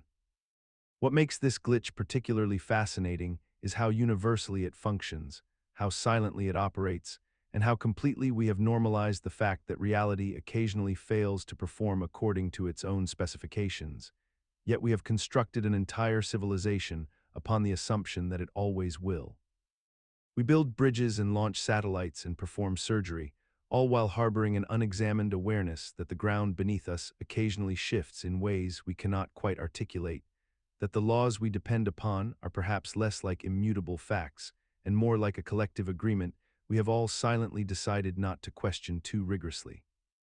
Throughout human history, people have vanished without apparent cause or explanation, leaving behind families who search endlessly through archives and memories, grasping at fragments of information that refuse to cohere into any coherent narrative of what transpired. These disappearances range from the mundane to the genuinely perplexing. Hikers who enter forests and simply cease to exist despite extensive search efforts, passengers on ships who vanish from locked cabins, individuals who step out for routine errands and never return, their final movements recorded on security cameras, but their subsequent whereabouts remaining eternally obscured from discovery. The cases that capture public imagination most intensely are those in which the evidence seems to contradict logical possibility, where disappearances occur under circumstances that should make escape or concealment theoretically impossible, yet the person is nonetheless gone as though they had been erased from the physical world entirely. Our minds address this cognitive dissonance through psychological mechanisms that allow us to categorize these events, assigning them to frameworks of explanation such as foul play, accident, voluntary departure, or memory failure. Yet these frameworks often feel inadequate when measured against the specific details of particular cases. We have constructed an entire cultural apparatus around disappearances through true crime documentation, missing persons databases, and investigative procedures, which serves simultaneously to document reality and to normalize the notion that people can simply vanish from existence within our supposedly transparent modern world of surveillance and tracking technology. What persists despite having every logical reason to be eliminated is the gap between our expectation that comprehensive monitoring should prevent such disappearances and our regular confrontation with evidence that this fundamental expectation proves consistently unfounded, reminding us that human existence operates partly within systems we cannot adequately map or control. You place your keys on the kitchen counter before leaving for work, watching them rest there in plain sight, and when you return home hours later, they are gone, vanished from that exact spot where you left them with such certainty. Yet 3 days afterward, while searching through the refrigerator or glancing at a shelf you've examined a dozen times before, the keys reappear in their original location as though they never left at all, and you stand there confused. Knowing with absolute clarity that you checked that space multiple times, that the object could not have been there, yet here it exists again in the physical world. This phenomenon extends beyond keys to wallets, phones, glasses, documents, and countless other items that we depend upon daily, objects that seem to vanish into pockets of space that our minds cannot account for, only to materialize again when we've exhausted our logical search patterns and moved on to resignation. The psychological mechanism at work involves the selective nature of human attention and the fallibility of our memory systems. For when we place something down in a moment of distraction, our brains do not always encode the spatial information with perfect clarity, creating gaps in our recollection that later convince us we looked somewhere we actually did not. Yet this explanation crumbles against the weight of our own certainty, against the absolute conviction that we checked that location repeatedly. We have normalized this experience so thoroughly that we assign it casual names. We joke about objects moving themselves. We blame invisible household spirits or the mysteries of consciousness itself, accepting the impossible as routine rather than questioning the nature of our perception, our memory, or the spaces we move through. And perhaps this acceptance itself is the deepest glitch, the willingness to live with inexplicable gaps in reality without demanding a coherent answer. We have learned to shrug at these moments, to file them away as quirks of domestic life, yet each instance represents a small crack in our certainty about the world we inhabit and our ability to reliably pee. Consider the phenomenon where your mind reconstructs an entire memory with perfect confidence, complete with sensory details and emotional weight, only to discover later that the event never occurred in the way you remembered it, or perhaps never occurred at all. False memory syndrome emerges from the brain's fundamental architecture, which does not store memories like a video recording preserved in pristine condition, but rather assembles them dynamically each time you recall them, incorporating suggestion, emotion, existing beliefs, and information absorbed long after the original event. When someone describes an event to you with vivid conviction, when you see a photograph that seems to confirm a narrative you've constructed, when a therapist or interviewer asks leading questions about your past, your brain seamlessly weaves these external inputs into the fabric of what you believe you experienced directly. The memory becomes real in every measurable way within your neural tissue, triggering the same emotional responses and neural patterns as a genuine memory would, yet it references an experience that never happened in that way. What makes this glitch particularly disorienting is how persistent it remains even after you intellectually understand the mechanism behind it. We continue to trust our memories implicitly despite overwhelming evidence that they are malleable and suggestible. We tell ourselves that surely we would remember if something significant had occurred, yet our brains are capable of generating elaborate false memories with such conviction that they pass every internal consistency check we perform. We have normalized this fundamental unreliability of human memory while simultaneously building our entire system of justice, history, and personal identity upon the assumption that we can accurately recall what happened to us and what we witnessed. This paradox becomes most acute in cases of recovered memories, where individuals suddenly recall trauma they had completely forgotten, only to later discover through external evidence that the events either never happened or occurred entirely differently. Consider the phenomenon where multiple people remember an event that never occurred, or remember it differently than the documented record shows, yet they all recall the same false version with equal conviction and detail. A group of friends might collectively remember attending a concert together on a specific date, complete with sensory details about the venue, the set list, and even conversations that happened between songs, only to discover years later that the concert never took place or occurred on an entirely different date. Yet their unified false memory persists in their minds as vividly as genuine experiences.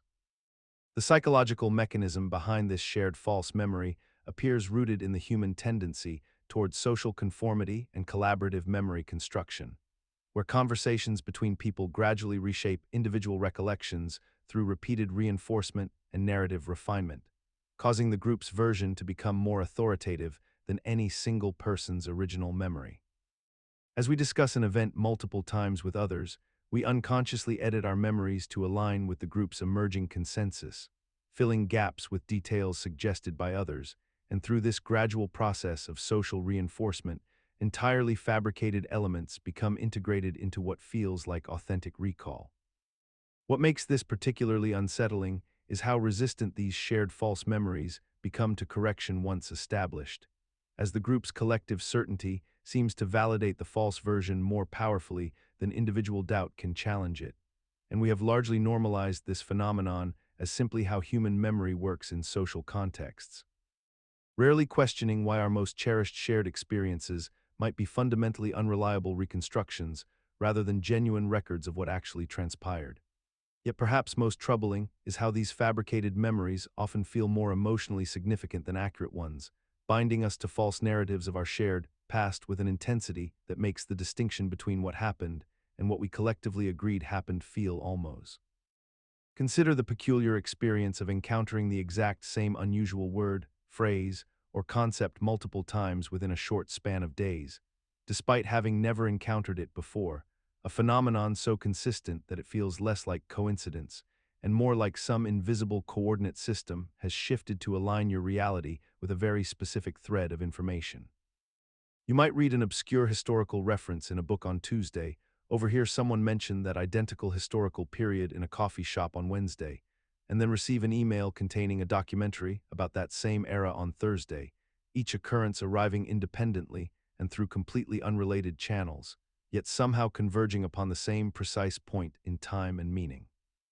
The psychological mechanism underlying this experience is rooted in what researchers call frequency bias and attention sensitization, where once your brain has been primed to recognize a particular pattern or concept, your neural networks become acutely attuned to detecting it wherever it may appear, amplifying what was always statistically present but previously below your threshold of awareness.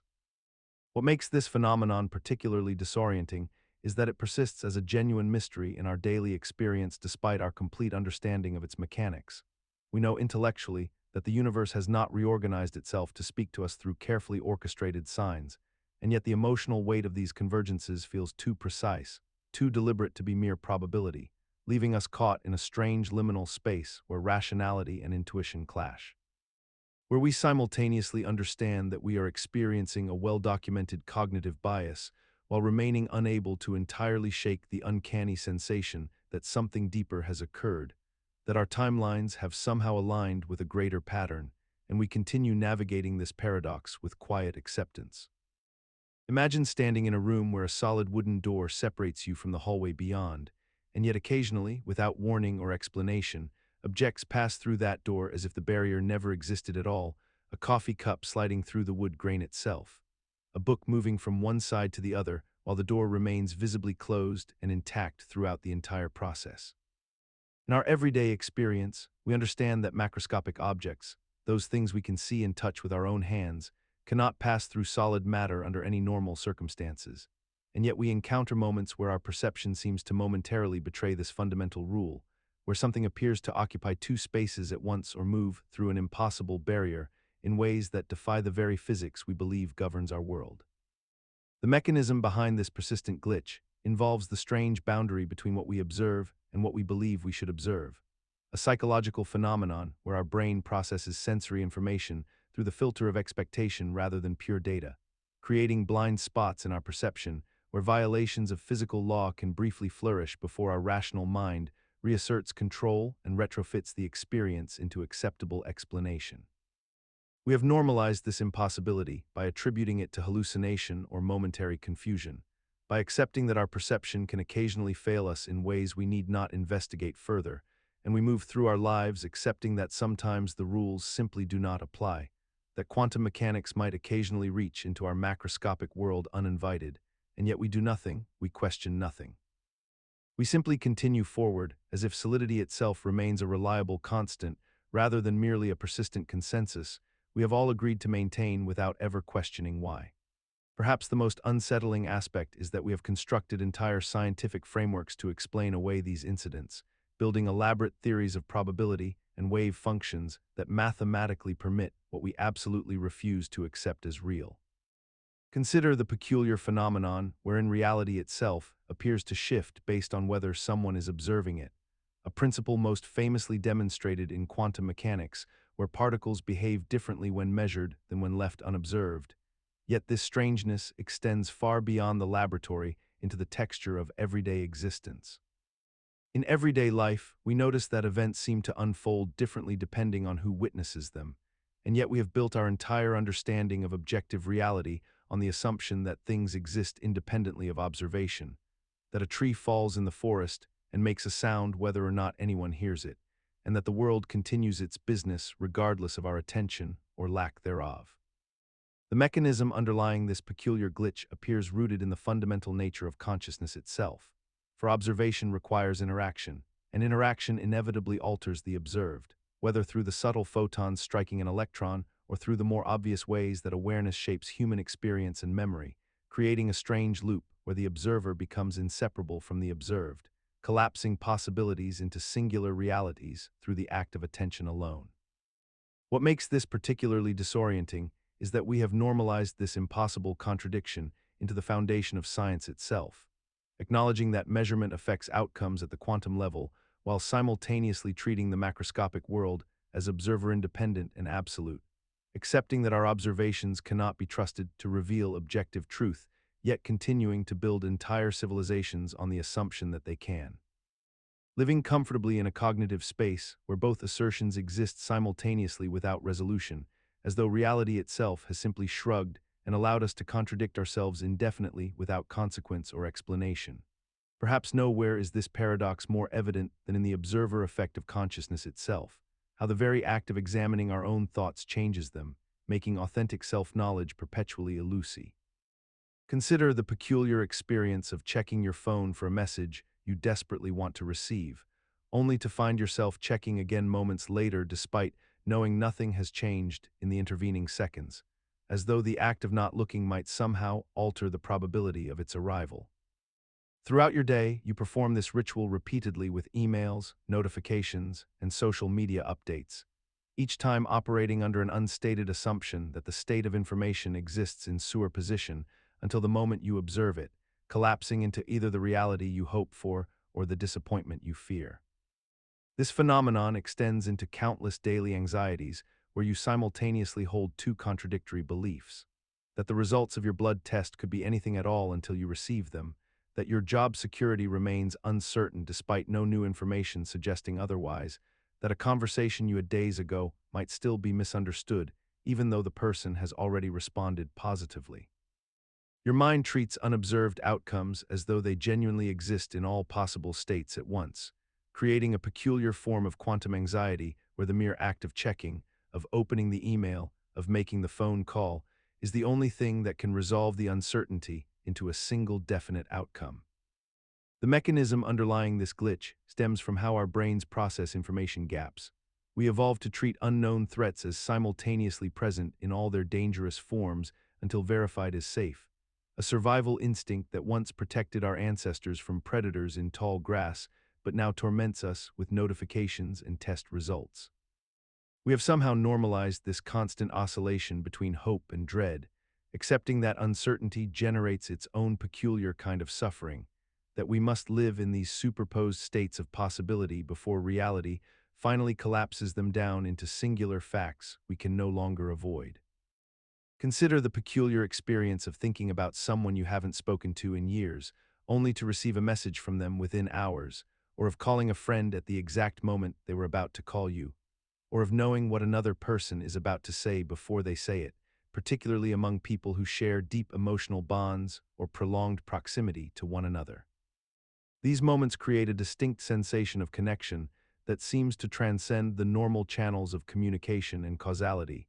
as though two minds are operating on a shared frequency that exists outside the conventional framework of stimulus and response. The experience becomes more pronounced in relationships characterized by intense emotional investment,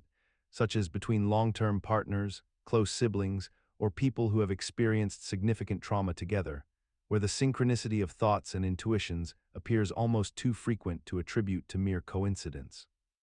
The psychological mechanism underlying this phenomenon operates through a combination of subconscious pattern recognition, implicit memory encoding, and the brain's remarkable ability to detect microscopic behavioral cues that conscious awareness never registers as distinct information.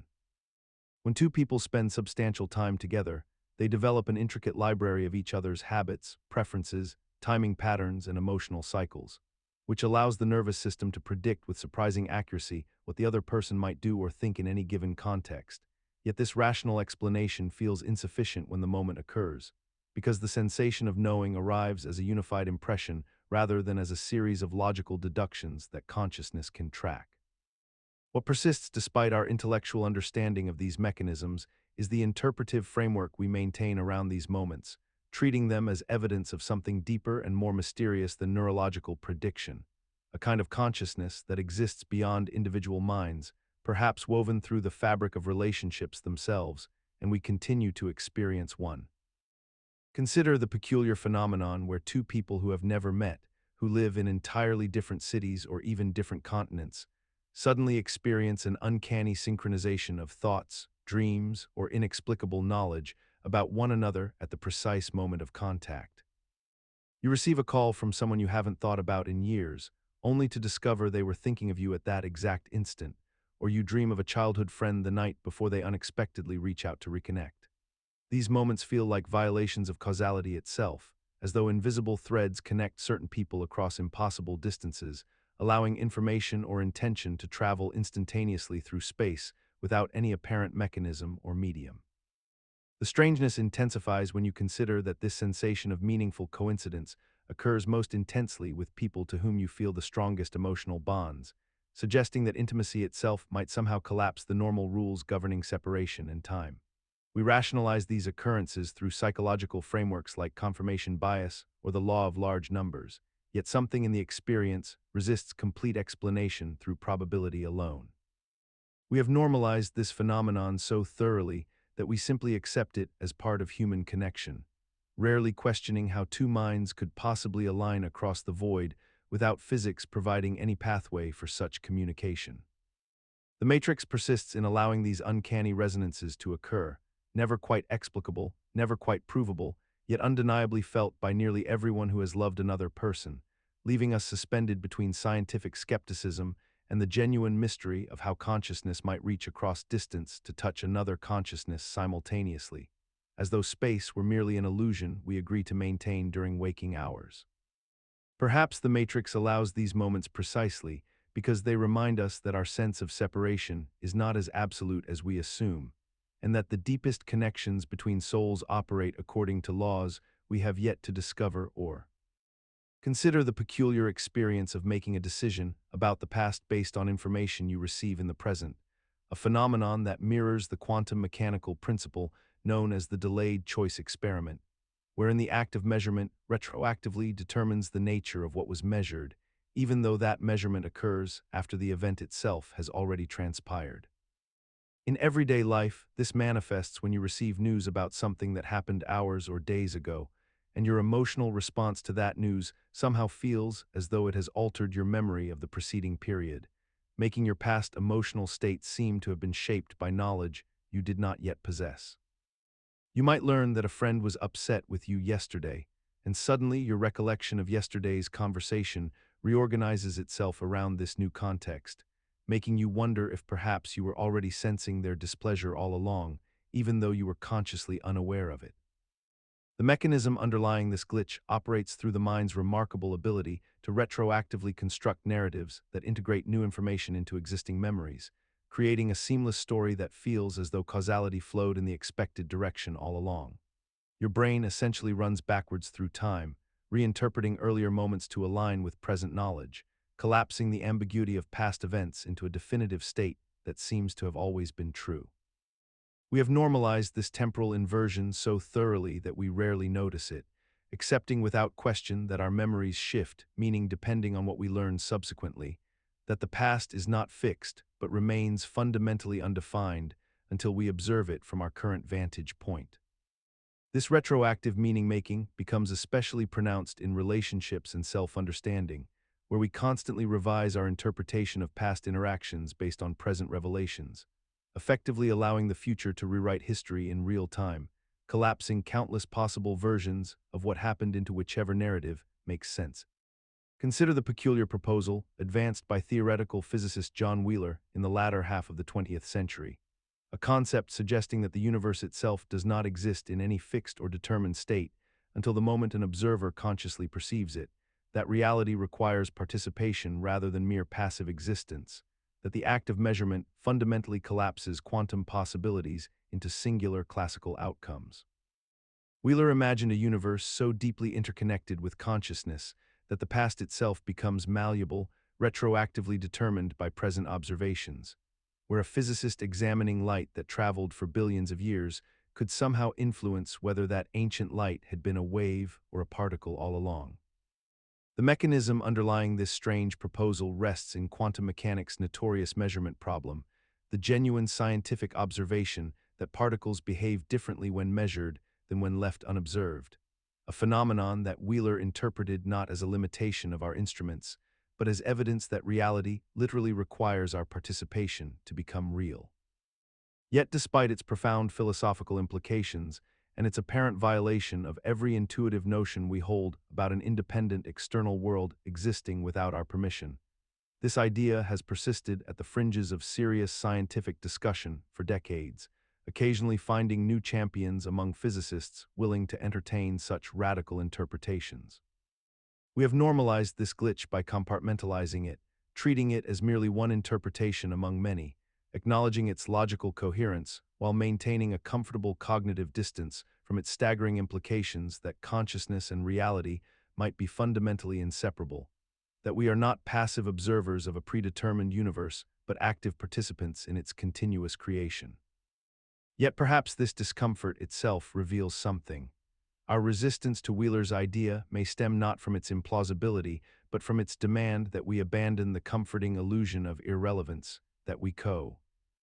Consider the observer effect, a phenomenon first documented in quantum mechanics, where the act of measurement fundamentally changes the behavior of particles, suggesting that consciousness itself plays a role in determining physical reality. Yet this principle extends far beyond the laboratory into the everyday fabric of human experience, where our expectations, beliefs, and attention literally reshape the world we perceive and subsequently inhabit.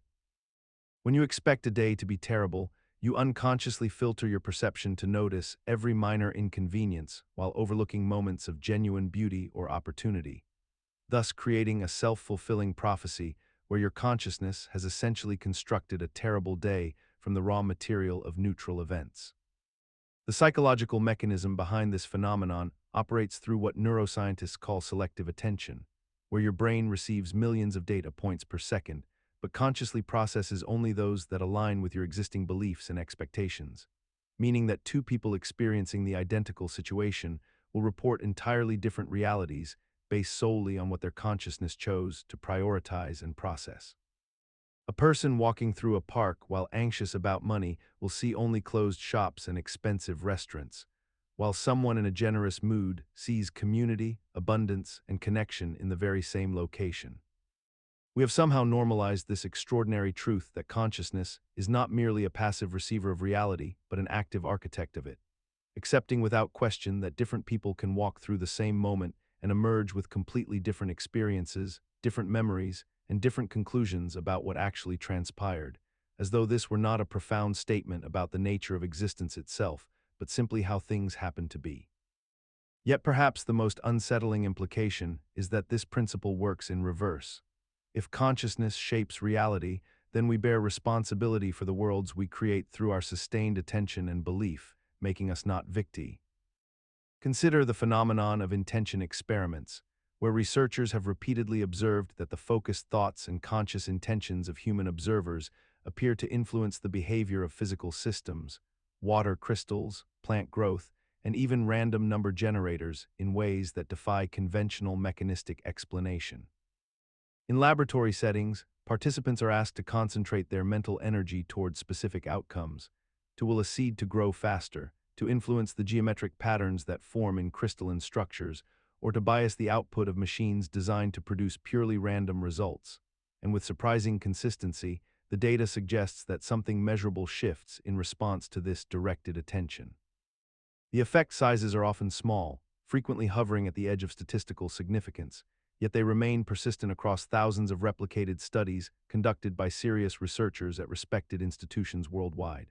What makes this phenomenon particularly disorienting is that it seems to operate regardless of distance, suggesting that consciousness might not be confined to the physical brain, but instead functions as a field phenomenon capable of exerting influence across space and time.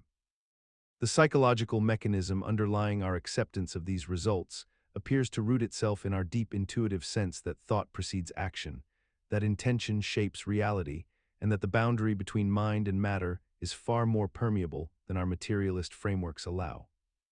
We have normalized the inexplicable nature of consciousness itself for so long that we scarcely notice how little we actually understand about how subjective intention could possibly influence objective physical processes.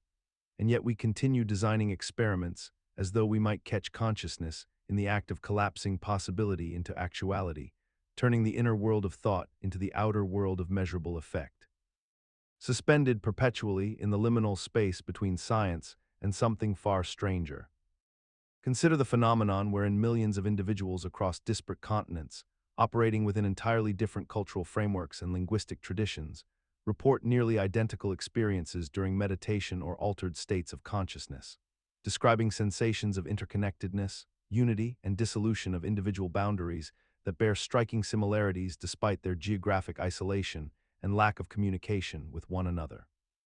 This pattern extends further into the realm of synchronized global events, where, during moments of collective human focus, such as major disasters, celebrations, or meditation initiatives, random number generators and quantum devices have demonstrated statistically improbable clustering patterns that suggest some form of organized coherence in what should theoretically be completely random data. The psychological mechanism underlying this perception involves the human brain's extraordinary capacity for pattern recognition and its tendency to privilege information that confirms pre-existing beliefs about interconnection and higher consciousness, while simultaneously filtering out the overwhelming volume of contradictory data and coincidental alignment that occurs naturally through pure statistical probability in any system with sufficient complexity. Furthermore, our deeply social nature as primates creates a powerful cognitive bias toward detecting meaningful connection and shared experience, even when examining phenomena that operate entirely within the realm of individual neurology and culturally transmitted expectation. Despite the absence of any measurable mechanism by which individual human consciousness could literally merge or synchronize at a global scale, and despite our understanding that quantum effects do not meaningfully operate at the biological level of human thought, these ideas persist with remarkable tenacity in contemporary culture, having become normalized through countless books, meditation applications, and social media communities that continuously reinforce the narrative that we are all somehow mysteriously connected to a universal co. Consider the peculiar phenomenon of noticing the same numbers appearing repeatedly throughout your day, without any rational explanation for why this pattern emerges from the infinite landscape of numerical possibility. You glance at the clock and see 11:11, then later that evening you receive a notification at 11:11 again, and perhaps your receipt total or a random page number compounds this observation into something that feels distinctly improbable, yet entirely unremarkable in the moment.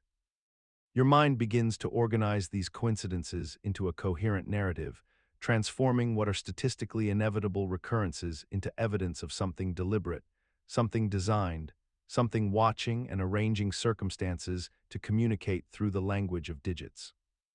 The psychological mechanism operates through a process called apophenia, wherein your brain, evolved over millions of years to detect patterns and threats in chaotic environments, becomes hyper-tuned to meaningful clusters while simultaneously forgetting the countless instances where numbers appeared without repetition or significance. You naturally discount the thousands of times you glanced at a clock and saw arbitrary numbers, but the one occasion when you notice symmetry or recurrence becomes lodged in your memory as exceptional, as noteworthy, as proof of something beyond coincidence. What persists despite its fundamental illogic is our collective acceptance that numbers possess an unusual agency, that they can align in ways that transcend probability and speak to some deeper truth about our individual destinies or the underlying structure of reality itself.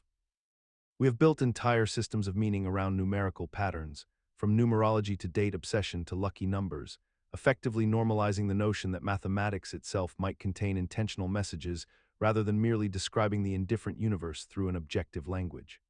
The glitch, if one exists at all, resides in our inherited tendency to see consciousness and intention everywhere, even in the cold, mechanical succession of random digits.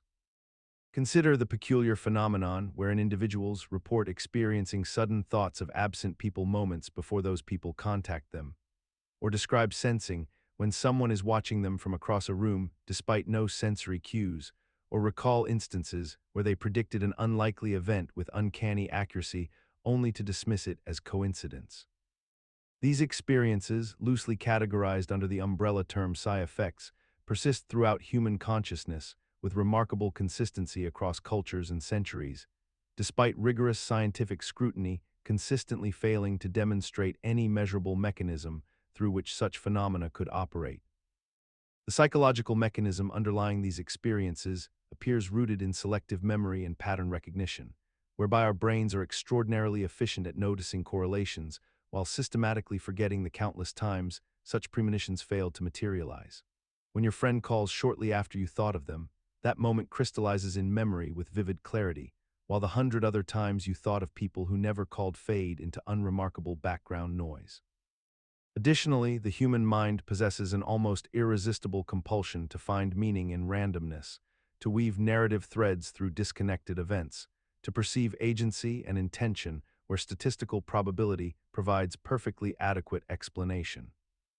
We have normalized these experiences by integrating them into our cultural language, speaking casually of intuition and gut feelings and strange coincidences without interrogating whether we are describing actual extrasensory capacities or merely the ordinary operations of perception and memory filtered through the distorting lens of human cognitive bias. The remarkable persistence of psi effects in our collective consciousness, despite the complete absence of reproducible evidence, suggests that perhaps we are not so much discovering hidden dimensions of reality as we are documenting the intricate ways our minds construct meaning from the fundamental uncertainty of existence. Imagine entering a laboratory where the walls are painted in soft, uniform colors and your eyes are covered with translucent ping-pong ball halves that have been cut in half and placed over your eyes, creating a field of undifferentiated visual sensation known as Ganzfeld, which comes from the German words meaning entire field. In this state of sensory deprivation, your brain receives no distinct visual information, no clear boundaries or shapes, nothing to anchor your conscious perception to the external world, and in this void, researchers ask you to report any images, feelings, or impressions that enter your mind while another person in a separate room attempts to transmit telepathic messages to you, focusing intently on a randomly selected image or concept. The theoretical mechanism behind Ganzfeld experiments suggests that when external sensory input is reduced to a featureless hum, the mind becomes hypersensitive to subtle internal cues, internal patterns of thought, and perhaps, theoretically, to electromagnetic or quantum phenomena that normally remain below the threshold of conscious awareness. The Ganzfeld procedure has been refined over decades, with researchers believing that the state of mild sensory deprivation creates an optimal condition for telepathic reception, as if clearing away the noise of ordinary perception somehow opens a channel to direct mind-to-mind communication. What persists as genuinely curious is how this phenomenon continues to captivate serious researchers and funding institutions despite decades of rigorous testing, failing to produce consistent, replicable results that exceed chance probability. Yet the experiments continue to be conducted at universities and research institutions worldwide. The methodology remains scientifically sound, even as the underlying assumption remains fundamentally unproven. And somewhere in the gap between the rational framework and the elusive results, the Ganzfeld effect lingers as a strange artifact of human hope, a glitch where our desire for connection transcends the boundaries we have established for measurable, verifiable phenomena. Consider the moment when you wake from a vivid dream about a friend you haven't spoken to in months, only to receive a message from that person within the hour, or when you find yourself dreaming about an exact conversation that happens to you the very next day, details intact and unaltered by the waking world's typical distortions. These experiences arrive with an almost supernatural certainty, a sense that some invisible thread connected your sleeping mind to the minds of others, that consciousness somehow transcended the biological barriers we know should contain it. The feeling persists long after waking, creating a genuine conviction that information traveled through dimensions we don't fully understand, that our dreams intercepted messages from the future or from the distant thoughts of people we love. The rational mind struggles to explain why these coincidences feel so deliberate, so purposeful, so laden with meaning that it borders on impossible to dismiss them as mere chance. Psychologically, our brains are pattern recognition machines constantly searching for connections, and during sleep when our critical faculties rest, these pattern-seeking systems work overtime without the filtering mechanisms of conscious skepticism. We remember the hits with crystalline clarity while forgetting the hundreds of dreams that predicted nothing, that meant nothing, that simply dissolved into the neural fog of forgotten sleep.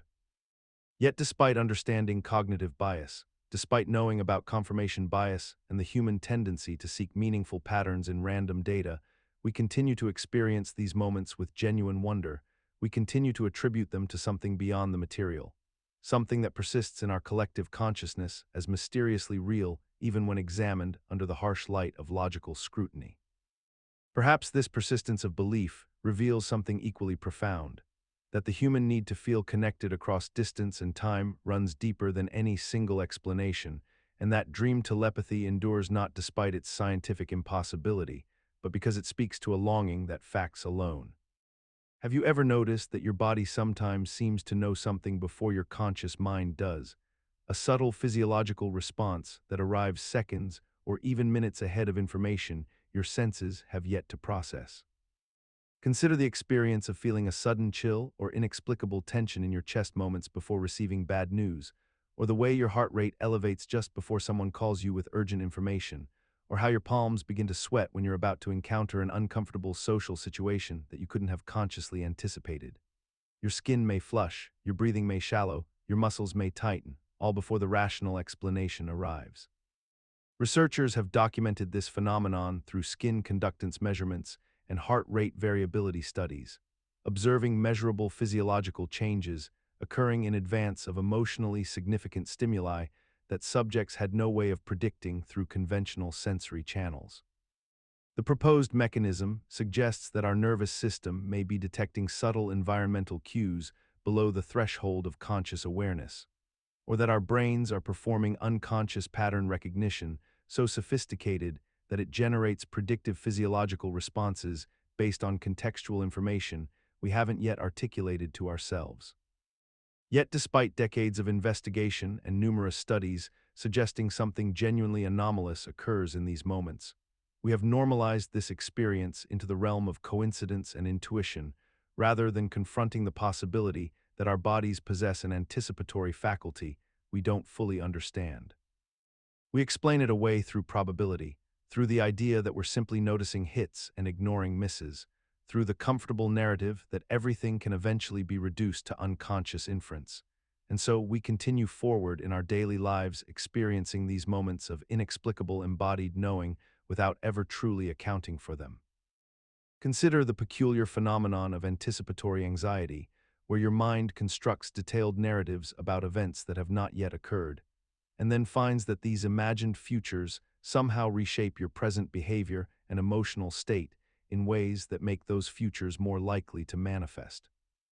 You worry about a conversation that will happen tomorrow, and this worry causes you to rehearse defensive responses, to adopt a guarded posture, to interpret neutral words as hostile before they are even spoken. And when tomorrow arrives, you interact with this person in exactly the defensive and guarded manner that your imagined future self had prepared for, creating the very conflict you feared. The mechanism operates through a strange temporal inversion where what does not exist yet exerts measurable influence on what is happening now, as if the future has reached backward through time to reorganize the present according to its specifications. Your brain appears to accept future possibilities as having present causal power, treating potential outcomes as though they are already real forces acting upon you.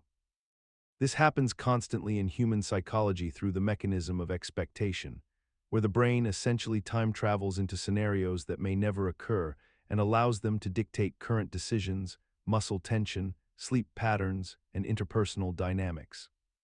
We have normalized this so completely that we barely notice it anymore, speaking casually about preparing for things that may never happen, allowing our actual present moment to be colonized by theoretical futures, letting imagined consequences rewrite our current choices as though those consequences have already proven themselves inevitable.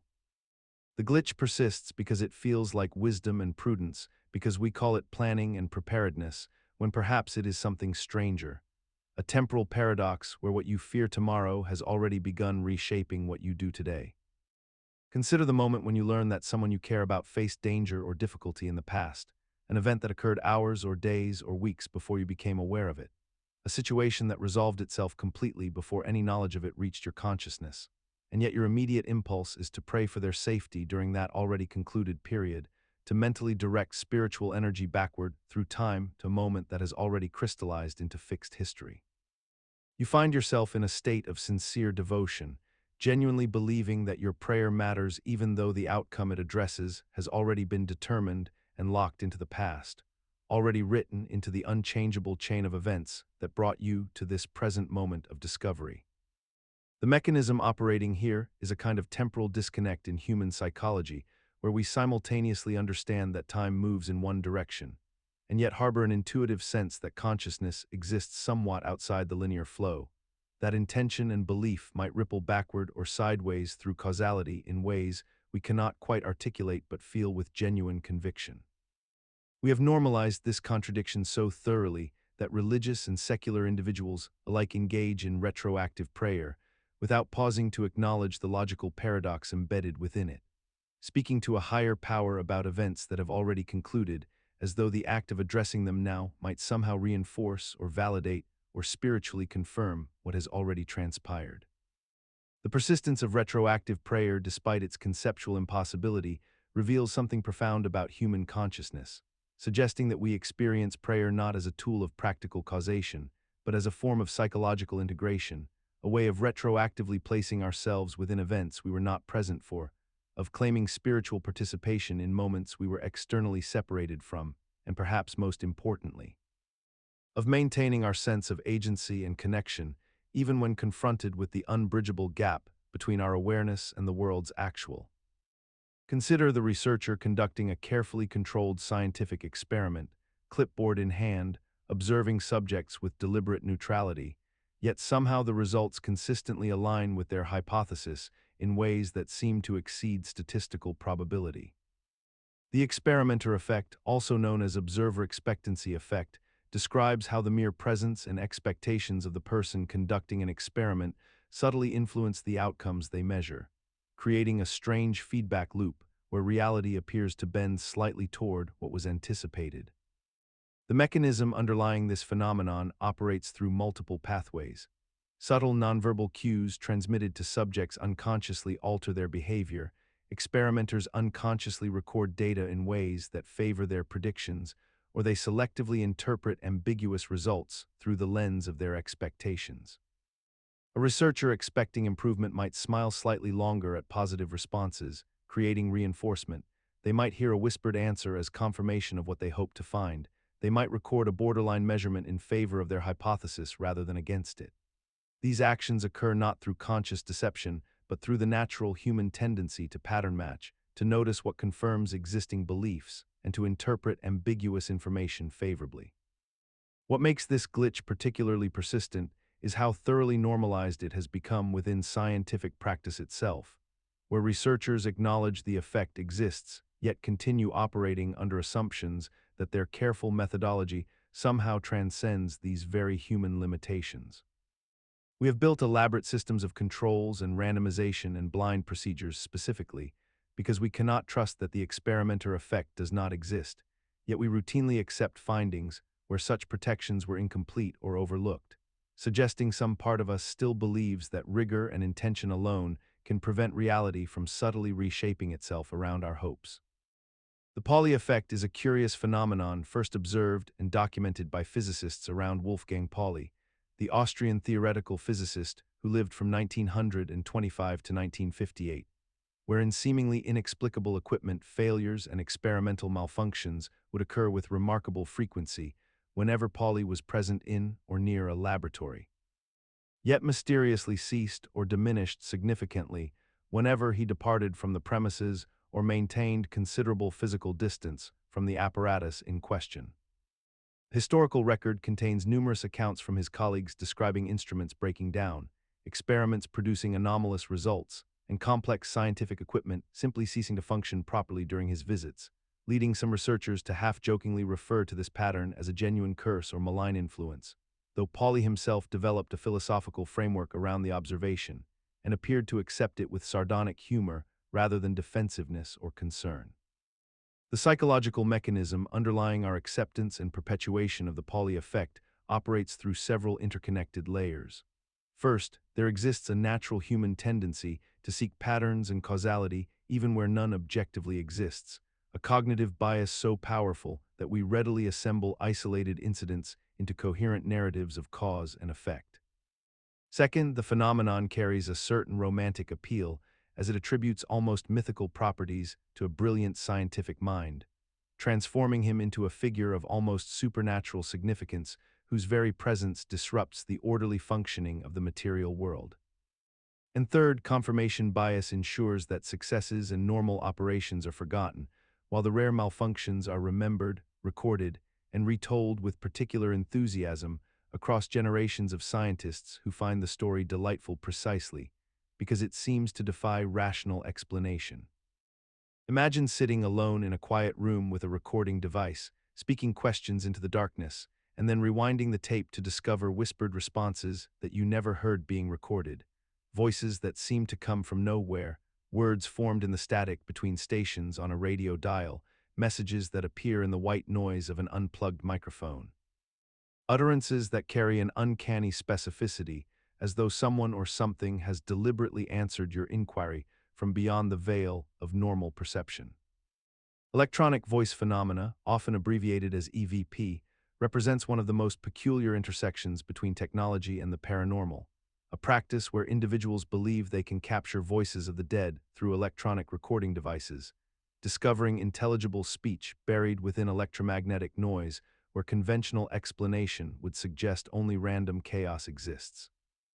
The mechanism underlying this experience operates through a process of pattern recognition that your brain performs automatically and relentlessly, seeking meaningful structure within ambiguous auditory information, the same neurological function that allows you to understand speech in a noisy restaurant or to recognize faces in clouds, a survival mechanism that evolved to extract signal from noise, but that inevitably produces false positives when given sufficiently ambiguous input. The human mind abhors genuine randomness and will manufacture meaning from anything, interpreting the inherent hiss and crackle of electromagnetic systems as articulated responses, finding words where only statistical coincidence exists, all while being entirely sincere and convinced of the authenticity of the phenomenon. Yet despite decades of controlled studies demonstrating that EVP recordings contain no information beyond what pattern-seeking brains naturally impose upon random noise, the practice persists largely unchanged, passed along through communities of believers who have normalized this collision between human cognition and electronic ambiguity, creating frameworks that transform a psychological tendency into spiritual calm. You find yourself replaying an argument from 3 days ago, but this time you have the perfect response, the cutting remark you should have delivered, the logical counterargument that would have changed everything, and you have this conversation entirely alone in your mind while washing dishes or driving or lying in bed at 3 in the morning, speaking the words under your breath or in complete silence, your lips moving fractionally as you give voice to both sides of a dialogue that will never actually occur. These phantom conversations persist with remarkable consistency across the human experience, manifesting as elaborate mental scripts where you conduct the meeting you are dreading next week, rehearsing every possible response your boss or your mother or your ex-partner might offer, building branching narratives of potential futures that exist nowhere except in the neural pathways of your own consciousness. The mechanism underlying this phenomenon appears to be rooted in how the brain processes social anxiety and unresolved conflict through simulation and preparation, creating what neuroscientists understand as prospective mental modeling, where your mind essentially runs a dress rehearsal of social scenarios in an attempt to achieve some sense of control or closure that reality has denied you.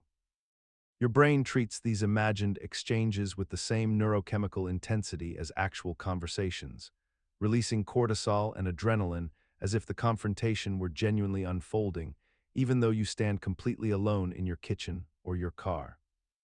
What remains genuinely peculiar is how normalized this behavior has become, how readily we accept that the vast majority of our significant conversations never actually happen, that we spend considerable mental energy engaging with people who are not present,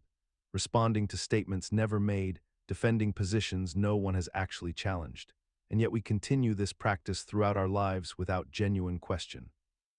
As though phantom conversations constitute some essential and irreplaceable component of human cognition, rather than an elaborate trick our anks. Consider the peculiar experience of listening to a song repeatedly for weeks or months, perhaps even years, while confidently singing along to words that bear no relation to what the artist actually intended, only to discover through lyrics, websites, or conversation that you have been fundamentally wrong the entire time. Yet the false version persists in your mind with such stubborn permanence that the correct lyrics now sound strange and unfamiliar when you finally hear them properly. This phenomenon occurs because our brains are pattern recognition machines that prioritize efficiency over accuracy. And when we first encounter an audio signal that is ambiguous, compressed, or obscured by musical instrumentation, our minds fill in the gaps with the most plausible interpretation available based on our linguistic expectations and cultural context. The initial misinterpretation becomes encoded in memory as strongly as the truth would have been, perhaps even more strongly, because it required active reconstruction rather than passive reception. And this neural pathway becomes reinforced each time we listen and reinforce the false version through repetition and muscle memory in our vocal apparatus. What makes this glitch particularly fascinating is how it persists indefinitely even after correction, remaining as a shadow version alongside the accurate understanding, creating a strange doubled awareness where both versions exist simultaneously in our consciousness. We have collectively normalized this experience so thoroughly that entire internet communities dedicated to sharing misheard lyrics have emerged, treating these cognitive errors not as failures of perception, but as charming quirks of human nature, suggesting that we have accepted our brain's fundamental unreliability in certain domains and transformed it into something almost endearing rather than troubling. Some of the most beloved misheard lyrics have become cultural touchstones themselves, wrapped up like a deuce instead of revved up like a deuce, or secret Asian man instead of secret agent man, suggesting that our collective misunderstandings sometimes achieve. Consider the moment when you find yourself writing a phrase, humming a melody, or describing an idea with striking originality, only to discover weeks or months later that you encountered those exact words in a book you read years ago, or that the supposedly unique concept you developed was already articulated by someone else whose work you had long forgotten. This is cryptomnesia, the phenomenon of unconscious plagiarism, where information retrieved from memory presents itself to consciousness as novel creation rather than as retrieval. The experience feels fundamentally like invention because the original source has been forgotten, erased from accessible memory, while the information itself remains preserved in the deeper strata of your mind, waiting to resurface without its original attribution intact.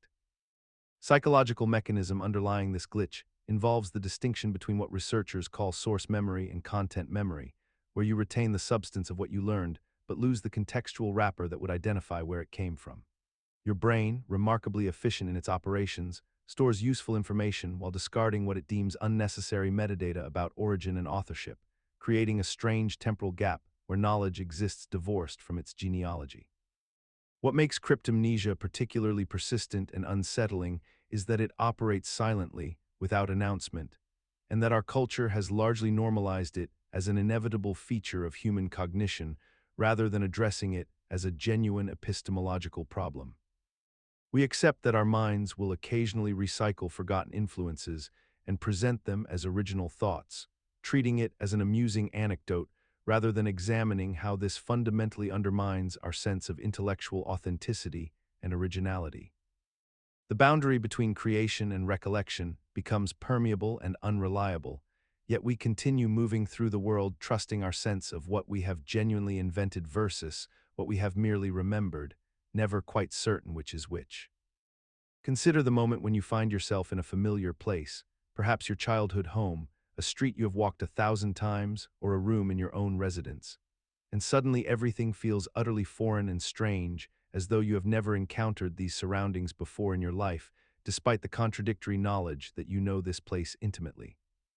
This is jamais vu, the inverse of déjà vu, a peculiar dissociative glitch wherein the known becomes unknown, the familiar transforms into the alien, and your sense of recognition momentarily dissolves into perplexity and disorientation.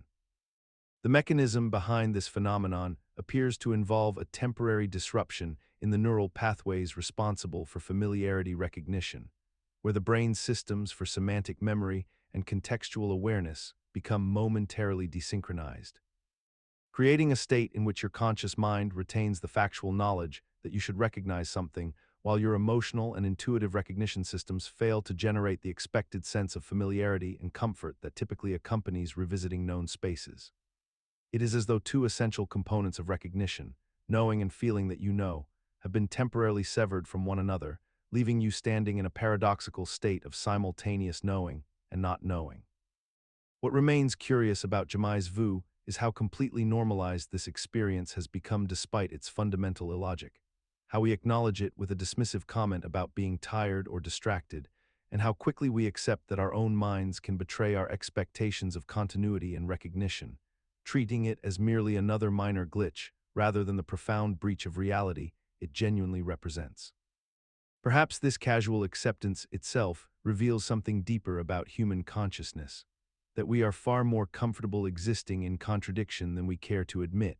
and that the reliability of our own perception is a far more fragile consensus than we ordinarily allow ourselves to contemplate. Imagine standing in a conversation where someone mentions a concept, a name, or a historical event, and you find yourself absolutely certain that you have encountered this exact information before. Yet when you attempt to retrieve it from memory, the details scatter like sand through your fingers, leaving you with only the hollow ghost of recognition and the frustrating knowledge that something exists just beyond your mental grasp. This phenomenon, known as presque vu, operates as the inverse of déjà vu, creating a sensation of near memory rather than false familiarity, where your mind insists that information dwells somewhere within your neural architecture, even as conscious recall refuses to surface it. The mechanism appears to function through a mismatch between your semantic memory systems and your ability to access the specific details stored within them, wherein the brain recognizes that knowledge exists in your long-term storage, but cannot quite complete the retrieval pathway. Similar to a library patron who knows the book they seek definitely occupies a particular shelf, yet cannot locate it despite careful searching. This creates an uncomfortable cognitive limbo where you possess genuine information without the ability to consciously know that you possess it, leaving you suspended between certainty and ignorance, awareness and amnesia. What strikes most profoundly is how normalized this sensation has become within human experience, how we casually describe it with borrowed French terminology and move forward with our conversations, rather than questioning why our minds would taunt us with the presence of knowledge we cannot reach, why evolution would wire our consciousness to sense information's existence without granting us access to it, and why we accept this fundamental glitch in our self-awareness as merely one of those inevitable quirks of being human, rather than recognizing it as evidence that vast regions of our own minds remain genuinely foreign territory. You know the feeling with absolute certainty when it arrives. The word exists somewhere in your mind, fully formed and complete, yet it remains completely inaccessible to your conscious retrieval, sitting just beyond the threshold of articulation like a name on the tip of your tongue that refuses to materialize despite your desperate mental searching. The phenomenon is so peculiar because you possess complete confidence in the word's existence within your memory. You can almost feel its shape and weight and the approximate number of syllables it contains. You might even remember the context in which you learned it or a related word that clusters nearby. Yet the precise phonetic sequence that would allow you to speak it aloud remains stubbornly locked away from your access. This is the tip of the tongue state, and it reveals something profoundly strange about the architecture of human memory and consciousness itself. The mechanism underlying this experience appears to involve a partial activation of the memory trace, where semantic information and associative details become available while the phonological form, the actual sound pattern of the word, remains suppressed or blocked from retrieval, creating this maddening asymmetry between knowing and being able to express what you know. Neuroscientists have discovered that this state involves genuine neural activity in language centers, proving that your subjective sense of certainty is not false. Yet something in the retrieval pathway remains disrupted, a kind of traffic jam in the neural networks responsible for translating thought into speech.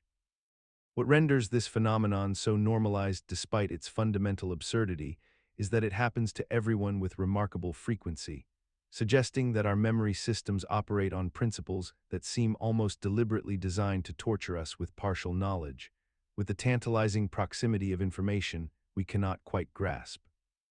Yet perhaps this frustration serves an evolutionary purpose, a reminder that our minds are not transparent to themselves, that consciousness operates through layers of accessibility we cannot fully contour.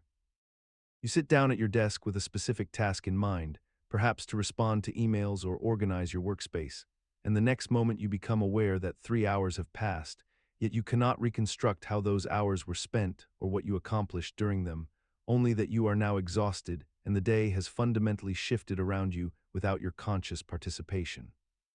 This experience of lost time represents a peculiar fracture in our continuity of awareness, where vast stretches of our existence simply vanish from memory despite our eyes being open and our body moving through space, suggesting that consciousness and the passage of time are not as directly linked as we assume them to be. The psychological explanation points to a state of hyperfocus or flow, where our attention becomes so narrowly concentrated on a single task or pattern of tasks that the normal temporal awareness that accompanies conscious life simply ceases to record, and our brain stops updating the autobiographical timeline that we rely upon to feel present in our own existence. We mistake motion for meaning and presence for participation, never realizing that vast portions of our days are being lived by something other than the part of us that feels like ourselves, a kind of autopilot that functions so smoothly that we only notice its operation in retrospect when we suddenly realize how far we have traveled without any sense of having made the journey. What is most striking about lost time is how thoroughly we have accepted it as a normal feature of modern life, how we joke about it during conversation and normalize it as an inevitable side effect of productivity, never questioning why consciousness should so regularly abandon us during the very hours we are paying most attention to our responsibilities. as if the matrix itself occasionally pauses our awareness to catch up with the administrative details of our lives. Perhaps this is why we feel simultaneously productive and empty at day's end, why we can point to completed tasks yet feel we have lived nothing, as though we have outsourced our own existence to a more efficient ghost who in. Consider the peculiar phenomenon of how a single hour spent waiting in a dentist's office feels measurably longer than an hour spent absorbed in conversation with someone you love,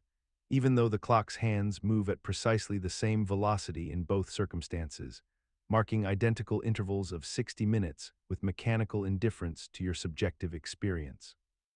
During moments of boredom, anticipation, or anxiety, your perception of duration stretches and dilates as though time itself has become a malleable substance that responds to your emotional state rather than any objective physical principle. Conversely, when you are engaged, entertained, or fully immersed in an activity that captures your attention completely, those same 60 minutes compress and vanish, leaving you astonished at how quickly the evening has evaporated. The mechanism underlying this distortion appears to be rooted in attention and memory encoding. When your mind is sparse in its engagement, it creates fewer distinct moments and memories to catalog, resulting in a sense that time has moved slowly because there is less recorded experience to look back upon. Whereas in moments of deep engagement, your consciousness generates a dense stream of new information and novel experiences, and yet paradoxically this abundance somehow compresses the felt duration even as it creates more memories to later reflect upon. What remains perpetually strange is that we have fully understood this phenomenon for generations, have named it and studied it and written extensively about it, and yet we continue to be genuinely surprised by it each time it occurs, proceeding through our days as though the passage of time should feel uniform and objective when our entire evolutionary history and neurological architecture proves otherwise. We have normalized a fundamental contradiction between clock time and experience time without ever truly reconciling them, accepting without question that time moves at different speeds depending on nothing more than where your attention happens to rest. Consider the moment when you nearly collide with another person in a doorway, or when you catch a falling object just before it hits the ground, or when you swerve to avoid an obstacle while driving at highway speed. In these instances, your subjective experience of time seems to stretch and dilate, as though the world has slowed to a crawl while your mind accelerates to superhuman processing speeds. Milliseconds feel like entire seconds, and you find yourself aware of details you ordinarily would miss. The expression on someone's face, the rotation of a falling cup, the exact position of a vehicle in an adjacent lane. Your decision-making feels crystalline and deliberate, even though you responded almost instantaneously. The narration in your consciousness seems to catch up with reality only after the crisis has passed, leaving you with the paradoxical memory of having had all the time in the world to react, despite having made your choice in a fraction of a second. This perception arises from the brain's emergency response system, wherein extreme stress floods your neural pathways with norepinephrine and adrenaline, sharpening focus and accelerating certain cognitive processes while your memory encoding becomes hyperactive, creating the sensation that external time itself has warped. Yet the glitch persists in how thoroughly it contradicts itself. You are both thinking at lightning speed and experiencing elongated moments, both reacting instantly and having seconds to deliberate. You know neurologically that this is an illusion born of heightened perception and altered memory formation. That time itself did not change, and yet the experience remains so vivid and convincing that even rational analysis cannot fully dissolve the sensation that something genuinely extraordinary happened to the fabric of your temporal awareness.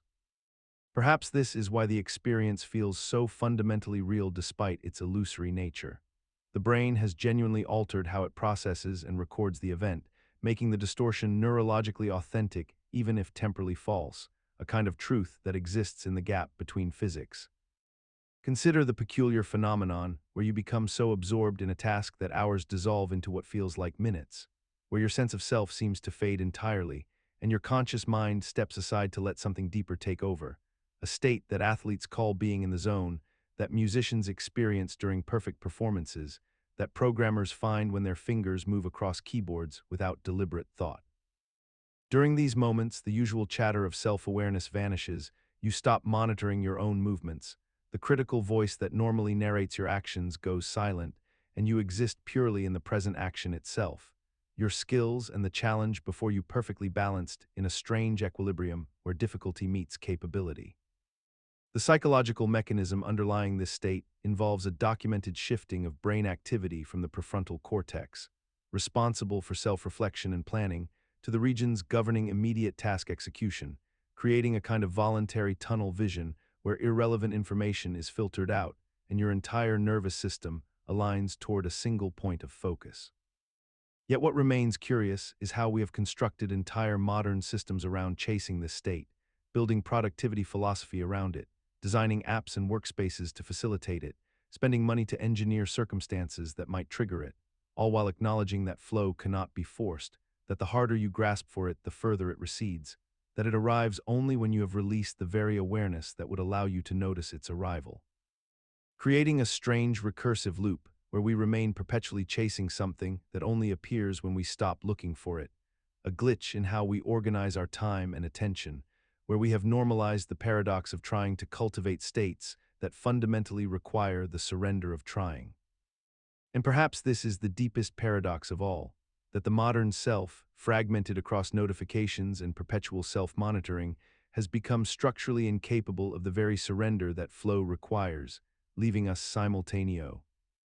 Consider the experience of driving on a long, straight highway for several hours, where the landscape stretches endlessly before you in an almost unchanging pattern, mile after mile of asphalt disappearing beneath your vehicle, while the monotonous hum of the engine creates a consistent auditory backdrop that your brain gradually ceases to register as novel or threatening.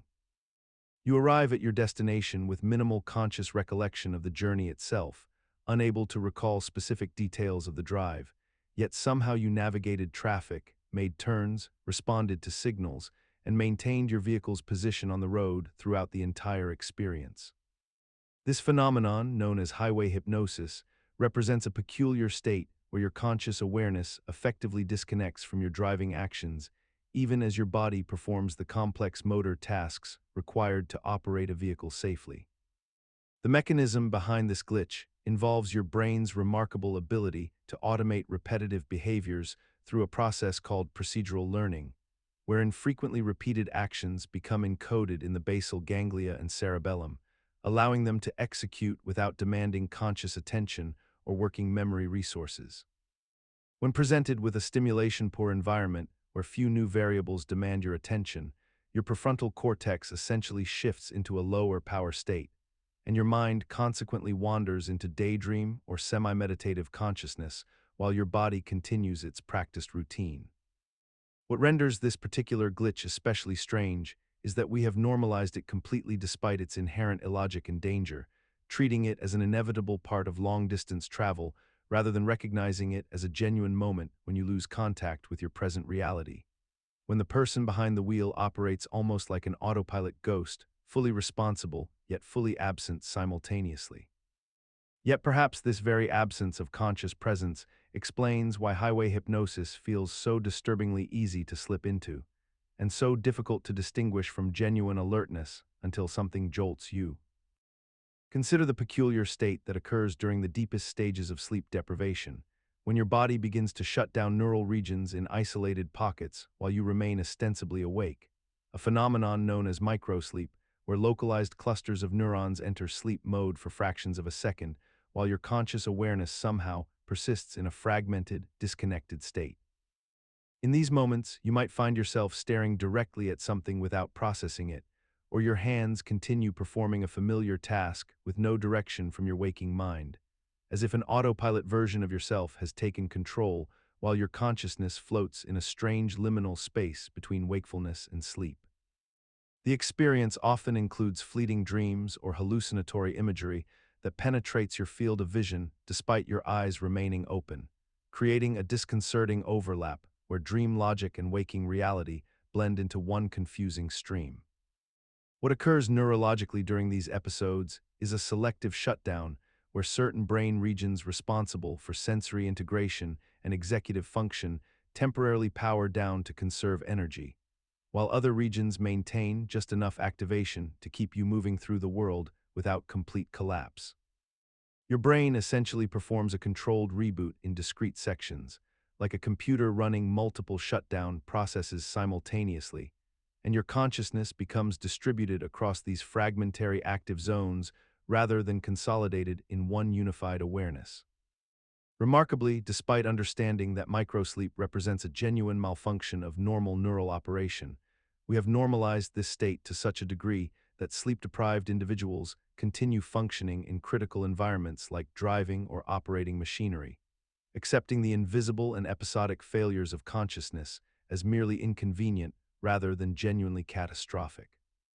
Consider the peculiar habit of performing reality checks throughout your waking day, those small rituals designed to determine whether you are dreaming or awake, such as pinching your skin, pushing your finger through your palm, looking at text twice to see if it changes, or observing your reflection in a mirror to confirm its stability and coherence. In the actual practice of this technique, individuals interrupt their normal flow of consciousness multiple times daily to perform these small tests, pausing whatever they are doing to question the fundamental nature of their current experience, wondering if the world around them might dissolve into the illogical chaos of a dream state. The psychological mechanism at work here is rooted in a genuine phenomenon where dreams often contain logical inconsistencies that our sleeping mind fails to recognize. Yet our waking mind theoretically should catch when primed to look for them, creating the theoretical possibility that by rehearsing these checks during waking hours, they become habitual enough that they might occur during sleep as well, potentially triggering lucid awareness. What makes this glitch so remarkably normalized is that we accept the premise that our default waking state might not actually be waking at all, that the boundary between dreaming and reality is sufficiently thin or ambiguous enough to warrant constant verification, and that we should dedicate genuine mental effort to questioning the ontological status of our present moment despite having no evidence that we are actually dreaming. Living instead in a state of semi-paranoid awareness about the nature of our own consciousness, a state we have collectively agreed is reasonable enough to pursue deliberately and repeatedly without any logical foundation beyond philosophical thought experiments and the vague notion that one's mind might be fundamentally unreliable in ways we cannot quite articulate. Yet the practice persists, endorsed by sleep researchers and self-help gurus alike, as though the recursive loop of questioning reality during waking hours to influence dreams represents not a form of cognity. Imagine waking in the dead of night with complete awareness of your surroundings, yet finding yourself utterly unable to move, your body locked in place as though weighted down by invisible forces. And in that vulnerable state of consciousness between sleep and wakefulness, your mind conjures shadowy figures standing at the foot of your bed or pressing against your chest with suffocating weight. This phenomenon, known colloquially as sleep paralysis, represents one of the most unsettling glitches in human consciousness, where the neurological mechanism that paralyzes your muscles during REM sleep persists even as your mind awakens, leaving you trapped in a state of terrifying helplessness while your brain, still partially engaged in dream logic, manifests these shadow entities as genuine threats in your physical environment. The scientific explanation traces back to the biological necessity of muscle atonia during dreaming, a protective mechanism that prevents you from physically acting out your dreams. Yet occasionally, this system desynchronizes with consciousness, leaving your mind fully alert while your voluntary muscles remain completely inhibited, unable to move even a finger or turn your head. During these episodes, the brain, startled by its own paralysis and operating partially in dream mode, generates intensely vivid hallucinations that feel absolutely real, often depicting menacing humanoid figures, demonic entities, or shadowy presences that seem to embody the very threat your immobilized body perceives, creating a feedback loop of terror that deepens the paralysis and intensifies the hallucinations. Yet despite our modern understanding of neurology and sleep science, despite knowing precisely why these entities appear and what brain mechanisms generate them, people continue to experience them as genuine supernatural encounters, and cultures worldwide have maintained mythology around sleep paralysis demons for centuries, suggesting that intellectual knowledge does little to disrupt the visceral. Evolutionary fear response triggered during these moments of profound vulnerability and sensory confusion. Consider the moment just before sleep fully claims you, that liminal space where consciousness begins its descent into unconsciousness, and suddenly you perceive something that is not there. Perhaps it is a shadow moving across your ceiling, or a face hovering inches from your own, or a hand reaching toward you from the darkness at the edge of your vision. Your heart may accelerate, your body may jolt, and you become momentarily convinced that something external, something real, has invaded your bedroom. Yet when full awareness returns, nothing remains but the ordinary geometry of your room and the familiar silence of the night. This phenomenon, known as a hypnagogic hallucination, represents a peculiar glitch in the transition between wakefulness and sleep, a moment when your brain's sensory processing systems remain partially active while your rational cognitive functions have already begun their shutdown sequence. The mechanism underlying these experiences involves the gradual shift from wake mode to sleep mode brain activity, during which the regions responsible for vision and spatial awareness may fire without corresponding external stimuli, while simultaneously your logical centers are too dormant to immediately recognize the inconsistency. Your brain essentially generates phantom perceptions in the absence of real sensory data, creating entire scenarios complete with visual detail and emotional weight. What makes this glitch particularly persistent and normalized is that nearly everyone experiences it at some point, and we have collectively accepted it as a harmless quirk of human neurology rather than grounds for concern, even though rationally speaking, the temporary inability to distinguish between real and imagined threats should be far more unsettling than we typically allow ourselves to feel. Yet perhaps this acceptance itself serves a protective function, a cultural agreement to normalize what might otherwise feel like a small death each night, a brief dissolution of the boundary between self and not self that we navigate countless times before we ever truly sleep. Consider the moment when you believe you have woken from sleep, when your eyes open and you find yourself in your familiar bedroom, your body positioned naturally against your pillow, the ambient light suggesting early morning or perhaps afternoon, yet within moments or minutes or sometimes hours, you discover with profound disorientation that you are still dreaming, that this awakening was itself part of the dream's elaborate architecture. This experience represents one of the mind's most unsettling glitches, a failure of the consciousness to properly authenticate its own transition from sleep to wakefulness, a breakdown in the fundamental ability to distinguish between the dreaming state and genuine reality.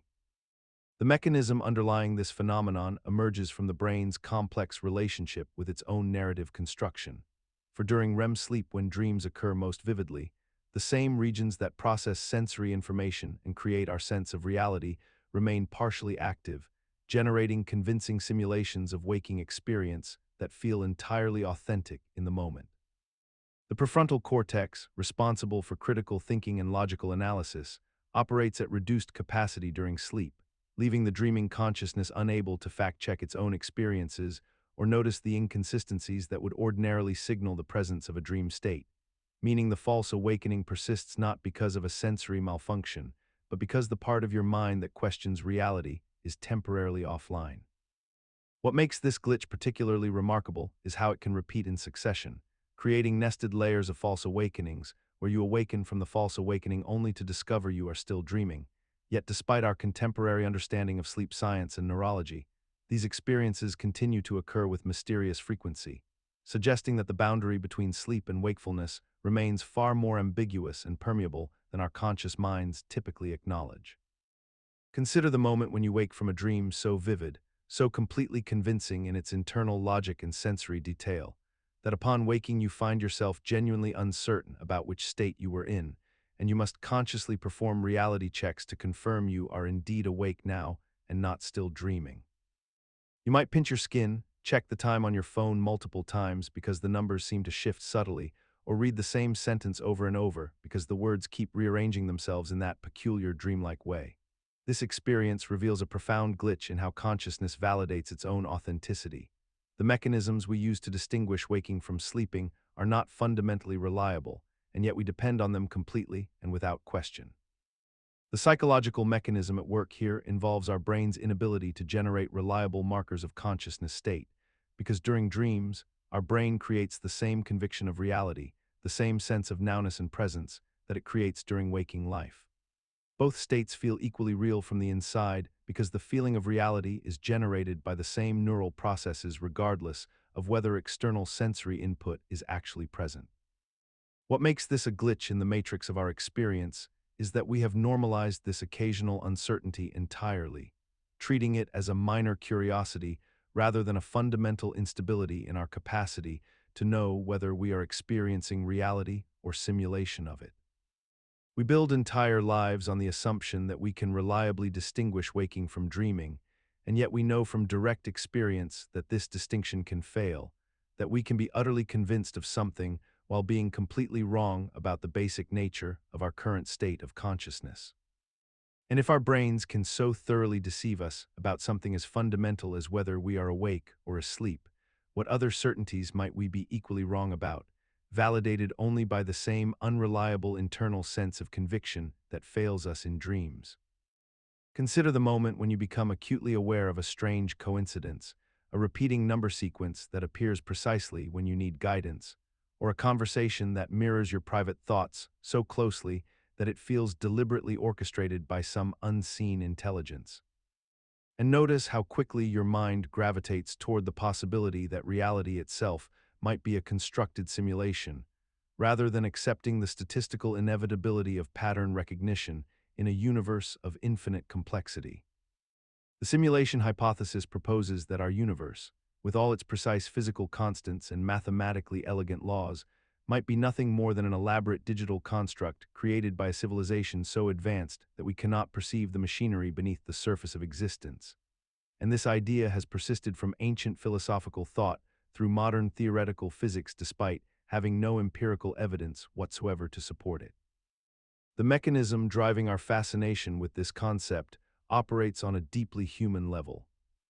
We are creatures designed by evolution to detect patterns and agency in our environment, to assume that coincidences carry meaning and that the world responds to our consciousness. And when reality presents us with moments of uncanny synchronicity or apparent glitches in the expected operation of natural law, our pattern-seeking brains immediately leap toward narratives of deliberate design or hidden simulation, rather than embracing the uncomfortable truth that randomness and meaningless chance govern much of existence. What remains peculiar is how thoroughly this hypothesis has been normalized within intellectual discourse, discussed casually by physicists and philosophers as though it were merely another legitimate possibility rather than a fundamentally unfalsifiable conjecture that contradicts the basic epistemological framework of how we determine what is real. Yet we continue to entertain it persistently, as though the very act of contemplating our own potential unreality offers some strange comfort in a universe that otherwise seems indifferent to our existence. Consider the moment when you observe a loading bar on your screen, the percentage incrementing in what appears to be perfectly measured intervals, each frame of progress rendered with mathematical precision,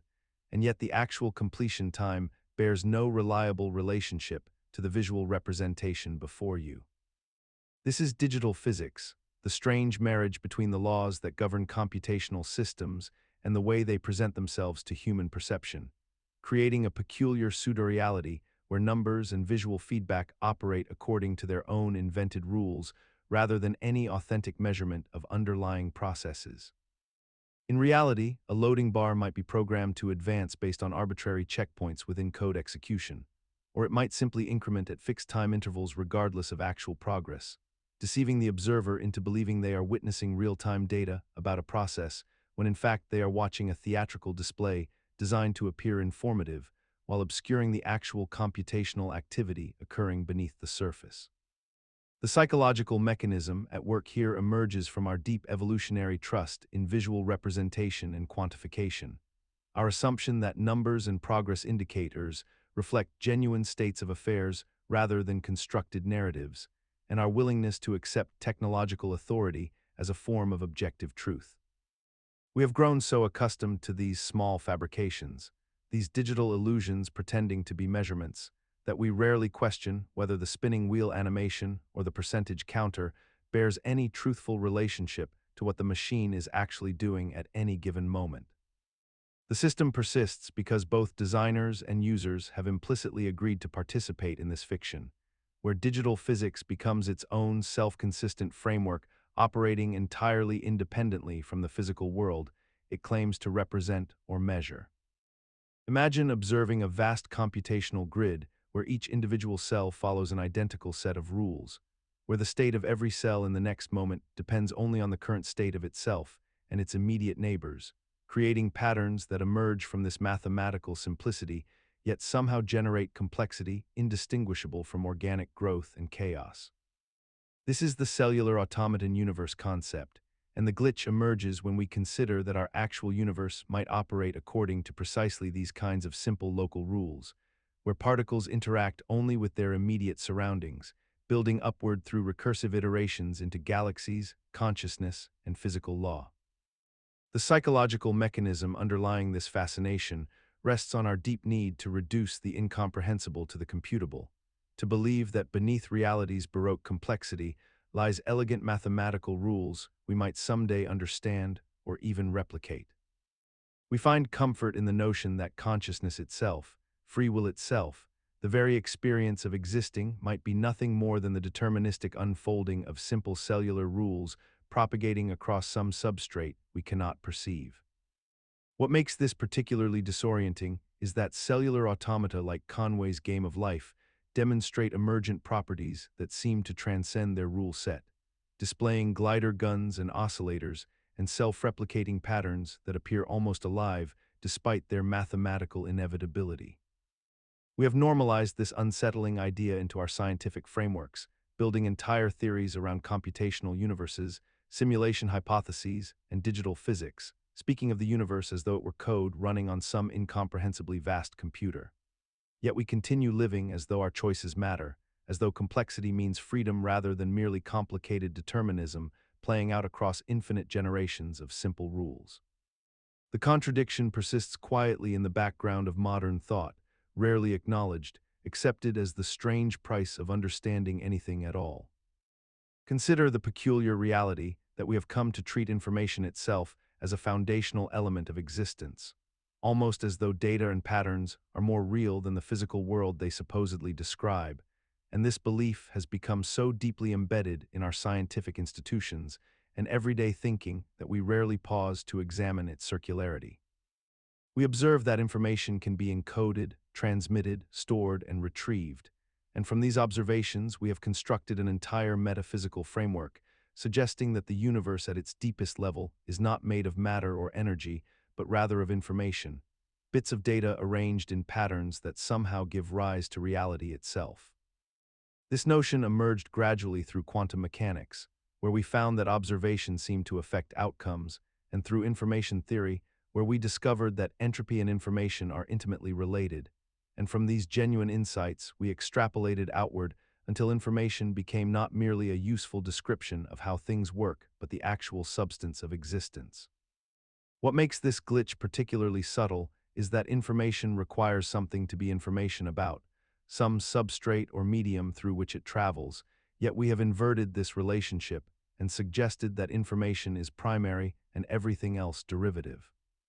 The psychological mechanism operates through the seductive appeal of abstraction and pattern recognition, for our minds evolved to detect patterns and extract information from chaos. So when we discover that patterns underlie physical phenomena, it feels intuitively true that patterns might be all there is. Yet this creates a strange loop where we use information to study information, creating the impression of a complete explanatory system, while actually describing only our relationship to reality rather than reality itself. We have normalized this perspective so thoroughly that it now appears in textbooks and serious scientific discourse without anyone acknowledging the fundamental assumption that preceded it, and we continue building elaborate theories upon this. Imagine standing in a vast library where every book on the shelves contains not just information about the world, but somehow encodes the entire three-dimensional universe within its two-dimensional pages, as though reality itself is merely a projection cast from a lower dimensional surface that we cannot directly perceive or access. This is the essential strangeness of the holographic principle, a theoretical framework suggesting that all the information contained within a volume of space can be encoded on its boundary, much like how a hologram stores a complete three-dimensional image on a flat surface that requires the proper angle of light to reveal its full depth. Physicists discovered this concept while studying black holes and the nature of information in our universe, realizing that the entropy or information content of a black hole correlates precisely with the area of its event horizon rather than its volume, which defies our intuitive understanding of how information should scale in three-dimensional space. The principle suggests that reality might operate fundamentally differently from how we experience it moment to moment, that depth and dimension as we perceive them could be emergent properties arising from encoded information on distant surfaces we've never directly encountered. Yet despite this radical reorientation of how we should conceptualize existence itself, we continue navigating our daily lives with complete confidence in the solidity and independence of the three-dimensional world around us, never pausing to consider that every conversation we have, every meal we consume, every dream we experience might be nothing more than a sophisticated projection of data written upon some incomprehensibly distant boundary we cannot see or touch. And if the holographic principle is correct, then the very act of observation itself, the measurement of particles, the collapse of quantum states, might be nothing more than the universe reading its own encoded information from that distant boundary, translating mathematical patterns into the phenomenological reality we call consciousness and experience. Imagine zooming into reality with the most powerful microscope ever conceived, diving deeper and deeper through layers of matter and energy until you reach the absolute smallest scale at which physics itself continues to function. A distance so infinitesimally small that it measures approximately 1.6 times 10 to the negative 35 meters, known as the Planck length, and at this threshold you begin to notice something deeply peculiar. The universe appears to pixelate, as though existence itself is rendered on a cosmic display with discrete, indivisible units rather than smooth, continuous space, suggesting that beneath the seamless reality we perceive, there exists a granular substrate that forms the very fabric of spacetime. The psychological mechanism here operates through our human tendency to project familiar technological structures onto the deepest mysteries of nature, because we live in an age where every screen, every digital image, every video we consume is built from pixels, from tiny discrete units that create the illusion of continuity when viewed from sufficient distance. And when physicists grapple with the nature of reality at scales we cannot observe or measure, our minds naturally gravitate toward this metaphor of pixelation as a way of conceptualizing the discontinuous nature of quantum spacetime. What persists despite having no direct empirical confirmation is our comfort with this particular framework, the way we have normalized the notion that reality might be fundamentally computational or discrete rather than analog or continuous, incorporating into our collective consciousness the idea that the universe operates like some vast, incomprehensibly complex digital system. And we accept this framing not because we have observed Planck-scale pixels directly, but because the metaphor has become so culturally embedded, so useful as a bridge between quantum mechanics and our everyday understanding, that it has achieved a kind of narrative truth independent of experimental verification. Consider the moments when you notice the world around you seems to shift and crystallize only as you direct your attention toward it, as though existence itself operates on a principle of selective manifestation where distant possibilities remain somehow unformed until you actively perceive them.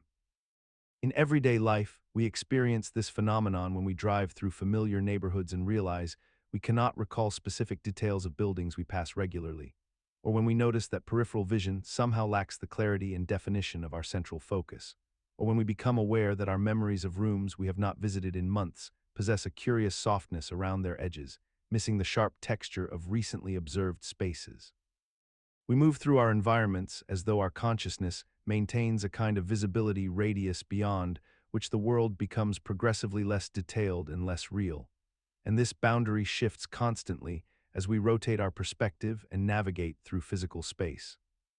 The mechanism underlying this experience appears rooted in the fundamental limitations of human attention and memory processing, which cannot possibly encode every detail of every environment with perfect fidelity, forcing our minds to create an efficient system where only actively perceived information receives full rendering, while peripheral and distant information exists in a compressed or simplified state. Our brains have adapted to this constraint by developing a kind of hierarchical perception where we experience high resolution only in our immediate sphere of focus, allowing us to function despite the impossibility of maintaining complete awareness. Yet what remains curious is how thoroughly we have normalized this perceptual limitation, how completely we accept that our world becomes vague and undefined beyond a certain distance, and how rarely we question whether we are perceiving reality as it actually exists or merely experiencing a carefully curated simulation of reality that renders detail only where our attention currently rests. Imagine walking through a world where objects behave in ways that subtly contradict the fundamental laws of motion and gravity, where a cup slides across a table with perfect momentum despite being released with barely a touch, where a person's limbs bend at angles that should cause immediate structural failure, where staircases seem to operate on inconsistent gravitational rules depending on which direction you ascend them, and where the weight and density of objects appear to shift based on invisible variables no one can quite identify. In our lived experience, we encounter these minor violations of physical law constantly in digital spaces and increasingly in how we perceive the natural world through screens and mediated interactions, where the consistency of reality seems to operate under slightly different parameters than what our intuition suggests. The psychological mechanism at work here involves our brain's remarkable ability to construct coherent narratives from incomplete and sometimes contradictory sensory data, allowing us to rationalize away the small impossibilities we observe by attributing them to factors we haven't yet understood or simply failing to consciously register them at all. We have become so accustomed to these glitches in the physical fabric of our experienced reality that we rarely pause to question why gravity sometimes feels negotiable, why objects sometimes behave as though they're responding to forces we cannot see, or why the basic principles of motion seem to operate with occasional exceptions. Despite possessing centuries of scientific understanding about how physics should function, we have somehow normalized these small deviations and incorporated them into our baseline expectations of how reality works, treating them as mysterious quirks rather than genuine contradictions worthy of investigation. Perhaps most unsettling is the recognition that these glitches may not be aberrations at all, but rather evidence that our understanding of physical law itself is incomplete, or that reality operates according to principles we have yet to formulate into coherent scientific language. Consider the moments when you walk through a doorway and your shoulder catches the frame, or when you reach for a cup on a table and your hand passes through empty space where you expected solid resistance, or when you misjudge the distance to a step and your foot encounters ground that your body had already calculated as several inches further away. These are instances of collision detection failures, moments when your brain's spatial mapping system produces coordinates that do not align with physical reality, creating a discrepancy between your anticipated contact with the material world and what actually occurs. The mechanism underlying this phenomenon involves the constant prediction your nervous system must perform, creating an internal model of three-dimensional space based on visual information, proprioceptive feedback, and memory of similar movements, all processed with inherent latency and imprecision. Your brain does not receive real-time data about the world, but rather constructs a slightly outdated simulation that it continuously updates and corrects. And when objects move unexpectedly, when lighting conditions change depth perception, or when fatigue affects motor coordination, these predictions become inaccurate. Yet despite our species having evolved over millions of years with this sensory apparatus, despite the billions of times we have successfully navigated physical space, we continue to experience these collision detection failures regularly, moving through the world as though our internal mapping system is occasionally out of synchronization with external geometry. We have simply accepted this as normal, integrated these minor failures into our daily experience, and rarely pause to consider the profound strangeness of constantly miscalculating our position relative to objects we can see and touch, a glitch so fundamental that it has become invisible, woven into the ordinary texture of embodied existence. Consider the moment when you walk through a familiar space and notice that the fine details of surfaces around you seem to materialize gradually, as though the world itself is rendering in real time, starting with basic shapes and colors before the intricate patterns, where marks and subtle imperfections suddenly snap into focus. You might observe a brick wall appearing flat and uniform at first glance, then inexplicably gaining visible texture, grain, and individual character as you draw closer or shift your angle of perception. This phenomenon extends to fabric, where a distant garment seems smooth and featureless until you focus your attention, at which point weaving patterns, thread variations, and surface irregularities emerge into consciousness with almost startling clarity. The wood grain in a table becomes a revelation of rings and swirls only when examined directly, while peripheral vision offers only a vague impression of surface. This occurs because human perception operates through selective attention and hierarchical processing, where your brain allocates computational resources based on immediate relevance and distance, loading essential information first and deferring fine details until cognitive bandwidth allows. Your visual system prioritizes motion, contrast, and central focus, while relegating peripheral and distant information to lower resolution, creating a necessary but strange limitation in the continuous stream of sensory input that feels like it should be complete and uniform. We have normalized this cognitive efficiency so thoroughly that we rarely notice how incompletely we actually perceive our surroundings at any given moment, accepting that details emerge only when we direct our full attention toward them, yet remaining somehow convinced that we see everything around us simultaneously and completely. The unsettling realization emerges only when you deliberately test this limitation, closing one eye, then the other, or scanning a room and trying to recall its details without looking again, discovering that your sense of visual completeness is largely an illusion maintained by your brain's ability. Have you ever noticed that peculiar suspended animation that occurs in the space between intention and action, that strange liminal pause where you find yourself staring at a blank wall or a closed door, waiting for something to happen without quite knowing what you're waiting for, your mind caught in a buffer state as your body stands motionless in the physical world? These loading screen moments are the gaps where consciousness seems to lag behind reality, those instances when you stand in a room and momentarily forget why you entered it, or when you reach for something that is no longer there, or when you find yourself mid-sentence with all thoughts suddenly evacuated from your mind, leaving only the sensation of waiting for the next thought to render. The psychological mechanism underlying this phenomenon involves the disconnect between our automatic systems and our conscious awareness, a moment where the subconscious has completed its process, but consciousness has not yet caught up, creating a strange stutter in our perception of continuous time. Our brains are constantly running background processes, loading information, categorizing sensory input, and preparing responses, yet occasionally these processes become visible to us as moments of blankness, of nothing happening even though something is undoubtedly happening beneath the surface.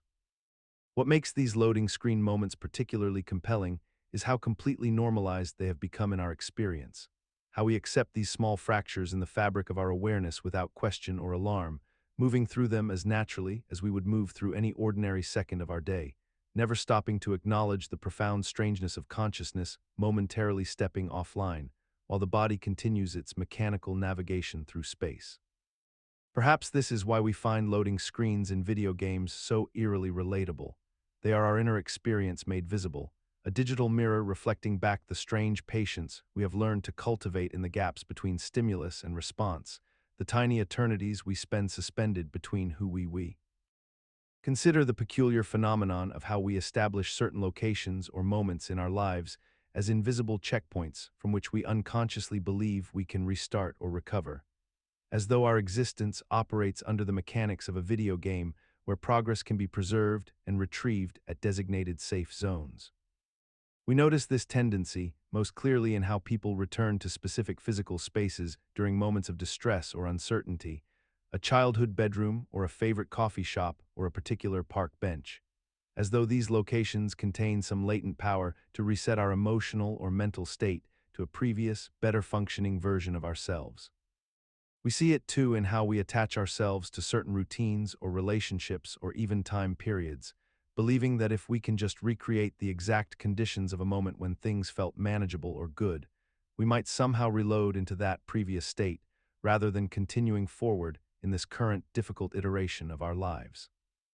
The mechanism operates beneath conscious awareness, a vestigial programming from decades of interactive entertainment that has trained our brains to expect recovery points, to assume that failure is temporary and reversible, that we need not accept consequences as permanent.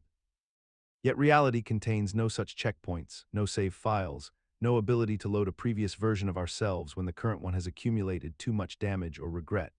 And yet we persist in this comforting delusion, constructing these imaginary respawn points throughout our existence, returning to them again and again in hopes that this time, somehow, the reset will actually work, that we will emerge transformed rather than simply displaced. And we have accepted this as a normal part of being alive, this quiet magical thinking that underlies so much of our behavior. Perhaps the cruelest aspect is that we occasionally succeed just enough to reinforce the delusion. A conversation with an old friend temporarily eases our anxiety, a return to a meaningful place does provide fleeting comfort, and so we continue to believe in the possibility of true reset, never. Consider the peculiar moments when you find yourself rewinding through the day in your mind, mentally returning to a specific point in time and imagining how you might have acted differently, spoken with more confidence, made a different choice at a crucial intersection. And then you notice that you are somehow still living in the present moment, even though your consciousness has been occupying multiple temporal positions simultaneously. You lie in bed at night and your mind performs a kind of computational reset, returning to earlier versions of events and playing them backward like a video game where you can load a previous save file, examining the branches of causality that diverged from your actual choices, wondering which version of yourself made the better decision.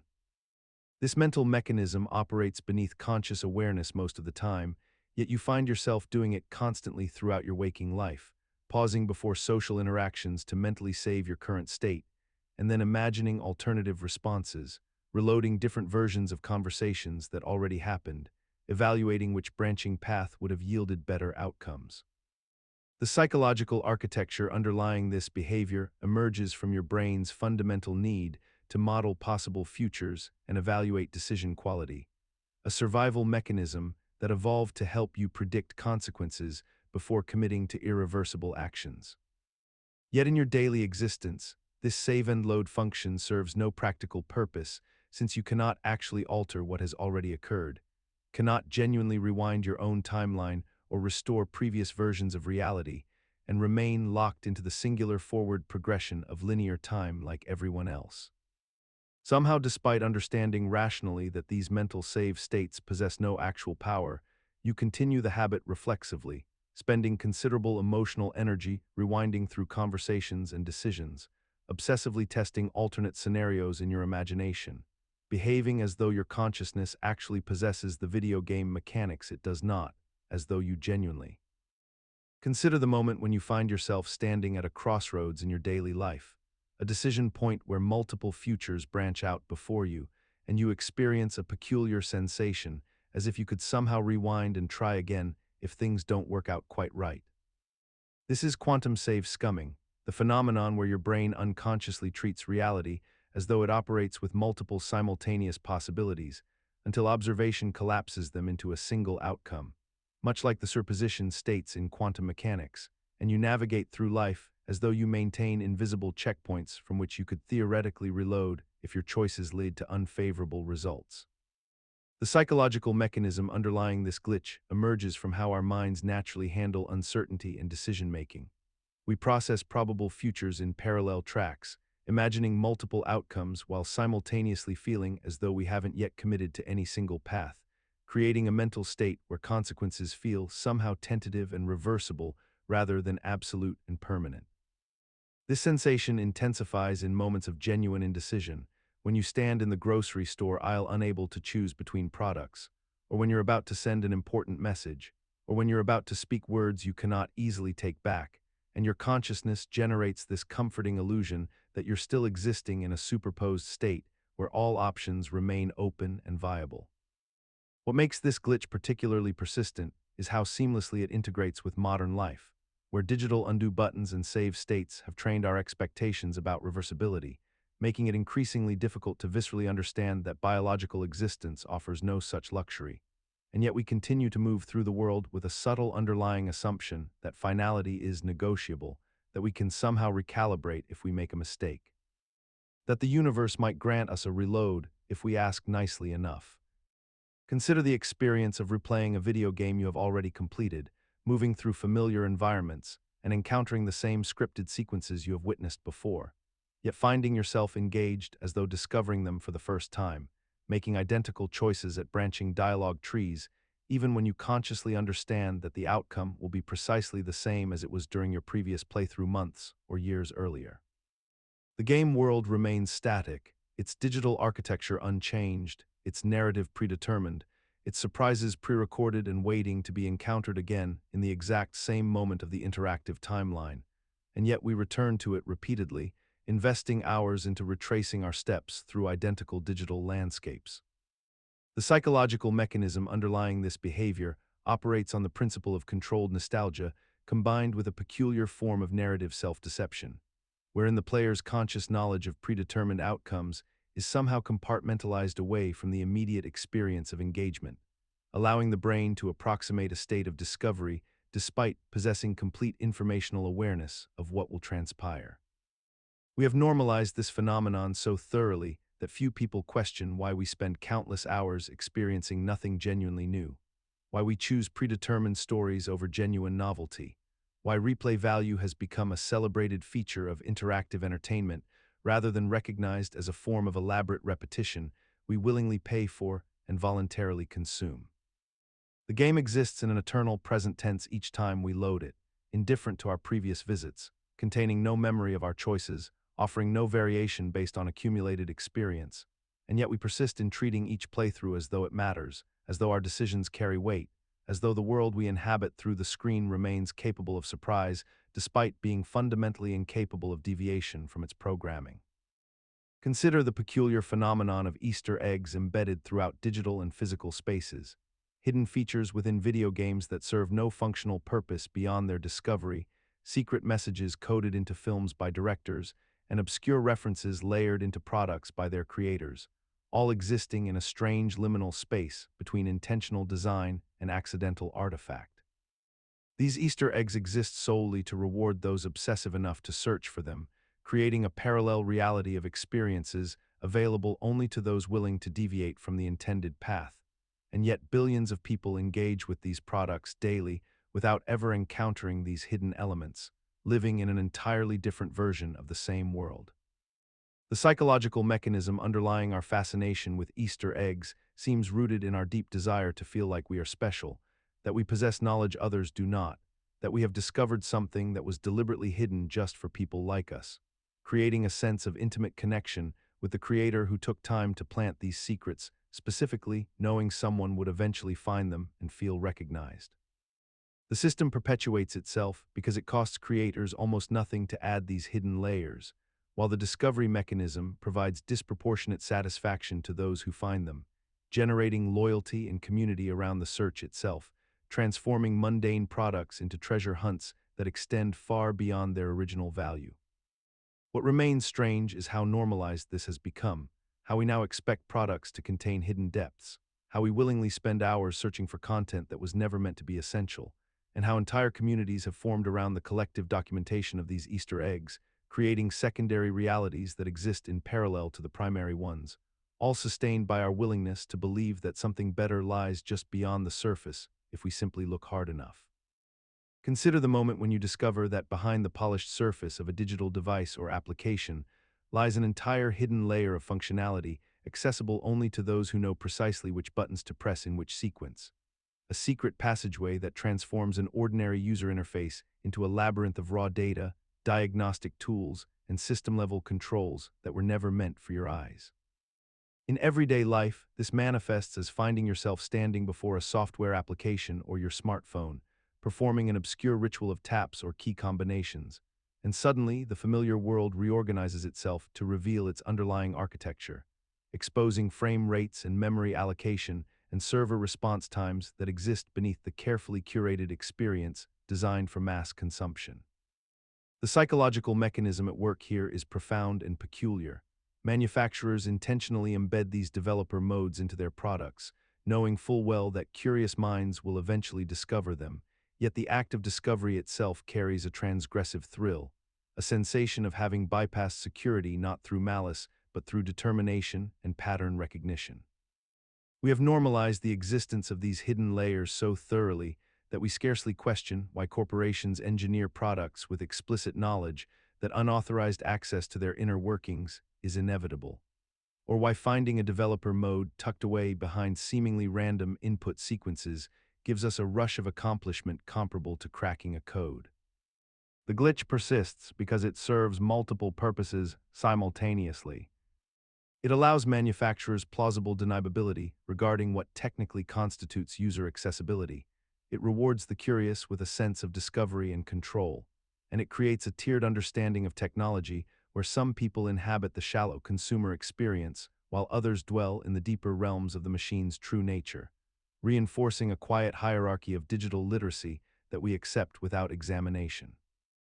Consider the moment when you find yourself standing before a malfunctioning device, a computer that has frozen mid-task, or a system that refuses to respond to normal interaction, and your immediate instinct is to press a sequence of keys in rapid succession,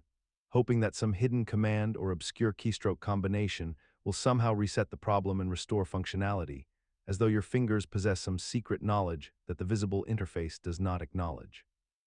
This phenomenon, rooted in our early experiences with operating systems and video games, stems from the deeply embedded understanding that digital systems often contain hidden layers of functionality accessible only through specific input sequences. A concept reinforced by decades of gaming culture where pressing up, down, left, right, B would unlock infinite lives or invulnerability modes. The psychological mechanism underlying this behavior is our learned association between intentional key sequences and hidden power, a recognition that reality often contains backdoors and administrative access points invisible to casual users, creating a framework where pressing escape repeatedly or holding control and alt while striking delete feels like we are attempting to access some deeper level of the system. Some master control panel that exists just beyond the reach of normal operation.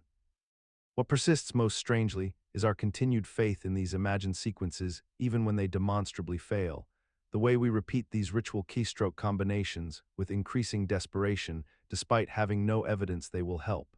as though muscle memory alone might somehow bridge the gap between our intentions and the machine's obedience, normalizing a behavior pattern that merges hope with futility. Transforming our keyboards into instruments of ceremonial intervention against a breakdown we cannot truly repair. Yet in this futility lies an unexpected truth. Those console commands do work, not through magic but through their honest acknowledgement that systems require direct, unmediated intervention when surfaces fail, making our death. Consider the peculiar phenomenon of discovering that pressing a specific sequence of buttons on a controller or keyboard unlocks extraordinary abilities within a video game,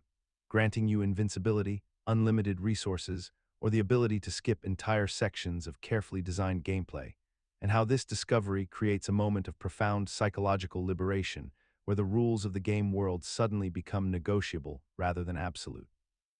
The mechanism behind this glitch in our perception operates through the intersection of two competing impulses. On one hand, we are creatures who crave mastery and the satisfaction of overcoming obstacles through skill and persistence. Yet on the other hand, we are equally drawn to shortcuts and the intoxicating feeling of transcending limitations without earning them, and the cheat code exists in this liminal space between these desires, offering us the illusion of breaking free from constraints while remaining entirely within the bounds of a system designed to allow our escape. What makes this particularly striking is how we have collectively normalized the paradox of intentional rule-breaking within rule-governed systems, how we accept that developers deliberately hide secret sequences throughout their games, knowing full well that players will abandon the intended experience in favor of godlike power, and how this act of cheating somehow feels less like failure and more like discovering a hidden truth about the game itself. As though the cheat code represents a whispered permission from the creators themselves to disregard their own carefully balanced difficulty curves, revealing something unsettling about how we construct meaning within artificial systems, and how easily that meaning dissolves the moment we are offered an alternative path forward. Perhaps this reveals that the true appeal of cheat codes is not the power they grant, but the permission they represent, the freedom to redefine success on our own terms, to acknowledge that sometimes the joy lies not in conquering a system exactly as intended, but in recognizing that we were always free to walk away from its rules' end. Imagine the moment when you're fully aware that something in your environment isn't functioning as intended, yet you continue to interact with it as though the malfunction exists in a separate dimension from your actions. You notice your computer running sluggishly, your phone displaying phantom notifications, your browser showing cached information from websites you haven't visited in months, or your email flagging messages as unread when you've clearly opened them multiple times. In these instances, you're experiencing what we might call a debug mode consciousness, where you've identified the system error but haven't quite activated the psychological mechanism necessary to address it. The human mind, when confronted with minor digital anomalies, often enters a peculiar state of dual awareness where you simultaneously acknowledge the glitch and accept its continued presence as part of normal operation.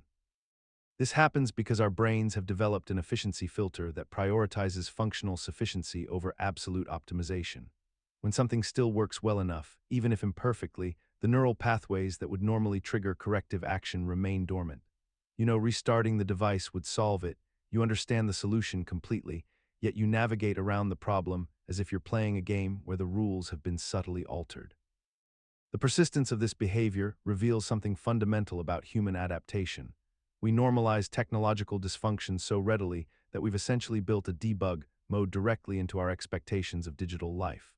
We live within our own error logs, reading them daily, accepting them weekly, and rarely taking the systematic action that would restore clean operation to these systems that have become extensions of our daily consciousness. The irony is that we've become so accustomed to these minor dysfunctions that a perfectly optimized system might feel alien, even suspicious, as though something essential about the authentic experience of using technology has been lost in the correction. Consider the peculiar experience of reaching the edge of a video game world, where the environment simply ceases to exist or repeats endlessly, creating a void that your character can occupy but should not. In real life, this manifests as those moments when you find yourself in a space that technically exists but feels fundamentally wrong, like discovering an unlocked door in a building you know should be sealed, or wandering into a hallway that shouldn't connect to the room you just left. You move through it with a strange sense of trespassing, as though you've glitched through some invisible barrier that was never meant to be crossed. The psychological mechanism at work here involves our deeply ingrained spatial expectations. We construct mental maps of places based on what we've been shown and told, and when we encounter something that violates those boundaries, our brain registers it as an anomaly, a place we've somehow accessed through error rather than design. This feeling intensifies because we understand, on some level, that we're occupying space that was never meant to be inhabited or explored, creating a mild cognitive dissonance between what should be true and what we're directly experiencing. Yet despite this fundamental illogic, despite the clear wrongness of the experience, we continue to normalize these spaces in our daily lives, treating them as merely quirky architectural oddities or acceptable design oversights rather than recognizing them as genuine ruptures in the ordered systems that were supposed to contain us. And so we drift through them in silence, never quite acknowledging that we've stepped outside the intended world. Perhaps it's this very silence that allows us to tolerate the transgression. By refusing to name it, we avoid confronting the possibility that the world we inhabit is far more porous and unreliable than we'd like to believe, that the boundaries meant to organize our reality are merely suggestions waiting to be accidentally discovered and crossed. Imagine standing in a familiar room when suddenly the floor beneath your feet loses its solidity, becoming permeable like water or mist, and you begin descending through layers of your own home, as though the building itself were merely a suggestion rather than a physical structure, passing through ceilings and walls that offer no resistance, watching the rooms stack vertically as you sink deeper through the foundation into earth and stone that should logically stop your descent, but instead simply parts around you like curtains. And you continue falling endlessly through geological layers and soil and bedrock, the descent neither frightening nor accelerating, but rather a slow, dreamlike passage through the architecture of reality itself that seems to have forgotten its own rules about density and substance.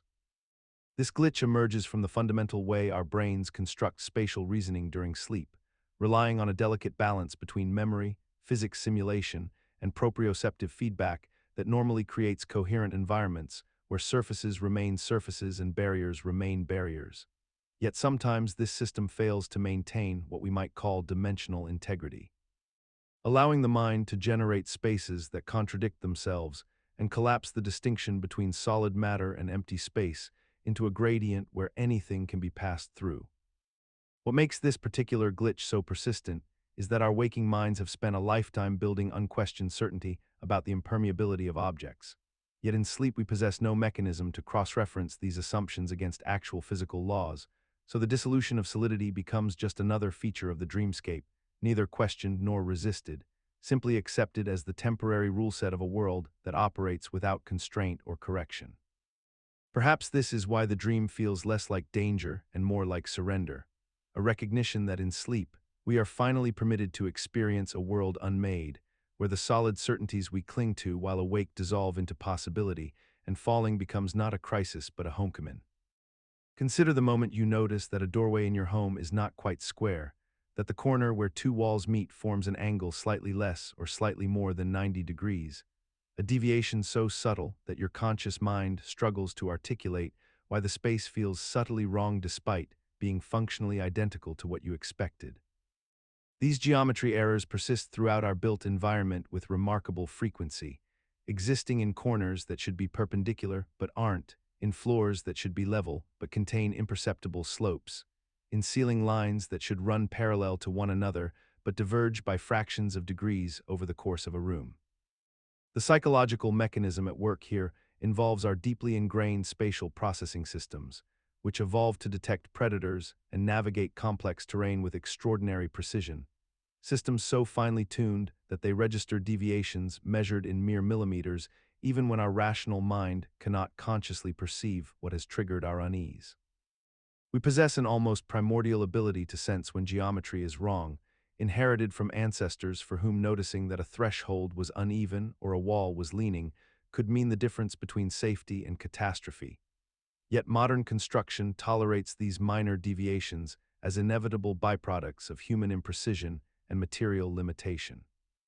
The remarkable aspect is that we have collectively normalized these geometry errors despite their persistent wrongness, accepting them as simply part of inhabiting spaces built by fallible humans with imperfect tools, and we almost never investigate or correct them, instead allowing our spatial unease to become background noise in our daily experience, a subtle architectural incorrectness that our bodies register but our conscious minds have learned to dismiss and ignore.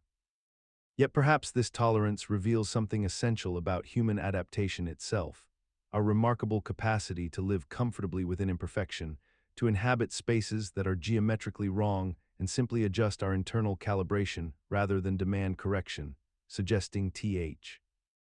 Consider the moments when you notice something has changed about a familiar place, yet you cannot pinpoint exactly when the alteration occurred, only that it feels subtly different from your memory of it, as though reality itself has been quietly patched and updated like software receiving a correction.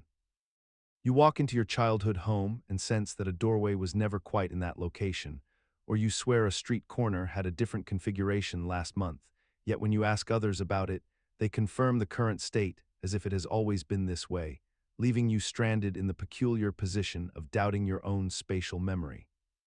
This phenomenon emerges from the brain's remarkable ability to construct continuous experience from fragmentary perception, constantly filling gaps and reconciling inconsistencies without your conscious awareness, essentially generating a plausible narrative of reality rather than recording it like a video camera would. The mind prioritizes coherence and continuity over absolute accuracy, smoothing over discrepancies and quietly updating its internal model of the world whenever new information contradicts previous understanding, a process so seamless that you never consciously experience the moment of revision. What makes this particular glitch unsettling is how thoroughly it normalizes itself, how completely your brain can overwrite its previous version of events, leaving you unable to verify whether your original memory was ever accurate or whether you simply confabulated a false recollection. We have accepted this fundamental unreliability of memory and perception as simply part of being human, yet it remains profoundly strange that the world we navigate moment to moment exists partially as our own mental construction rather than an objective external truth that we perceive directly. Perhaps this is why déjà vu and its inverse, the uncanny sense that the familiar is suddenly foreign, feel so destabilizing. They are rare moments when we catch our own reality construction process in the act, glimpsing the seams in the fabric we mistake for the world itself.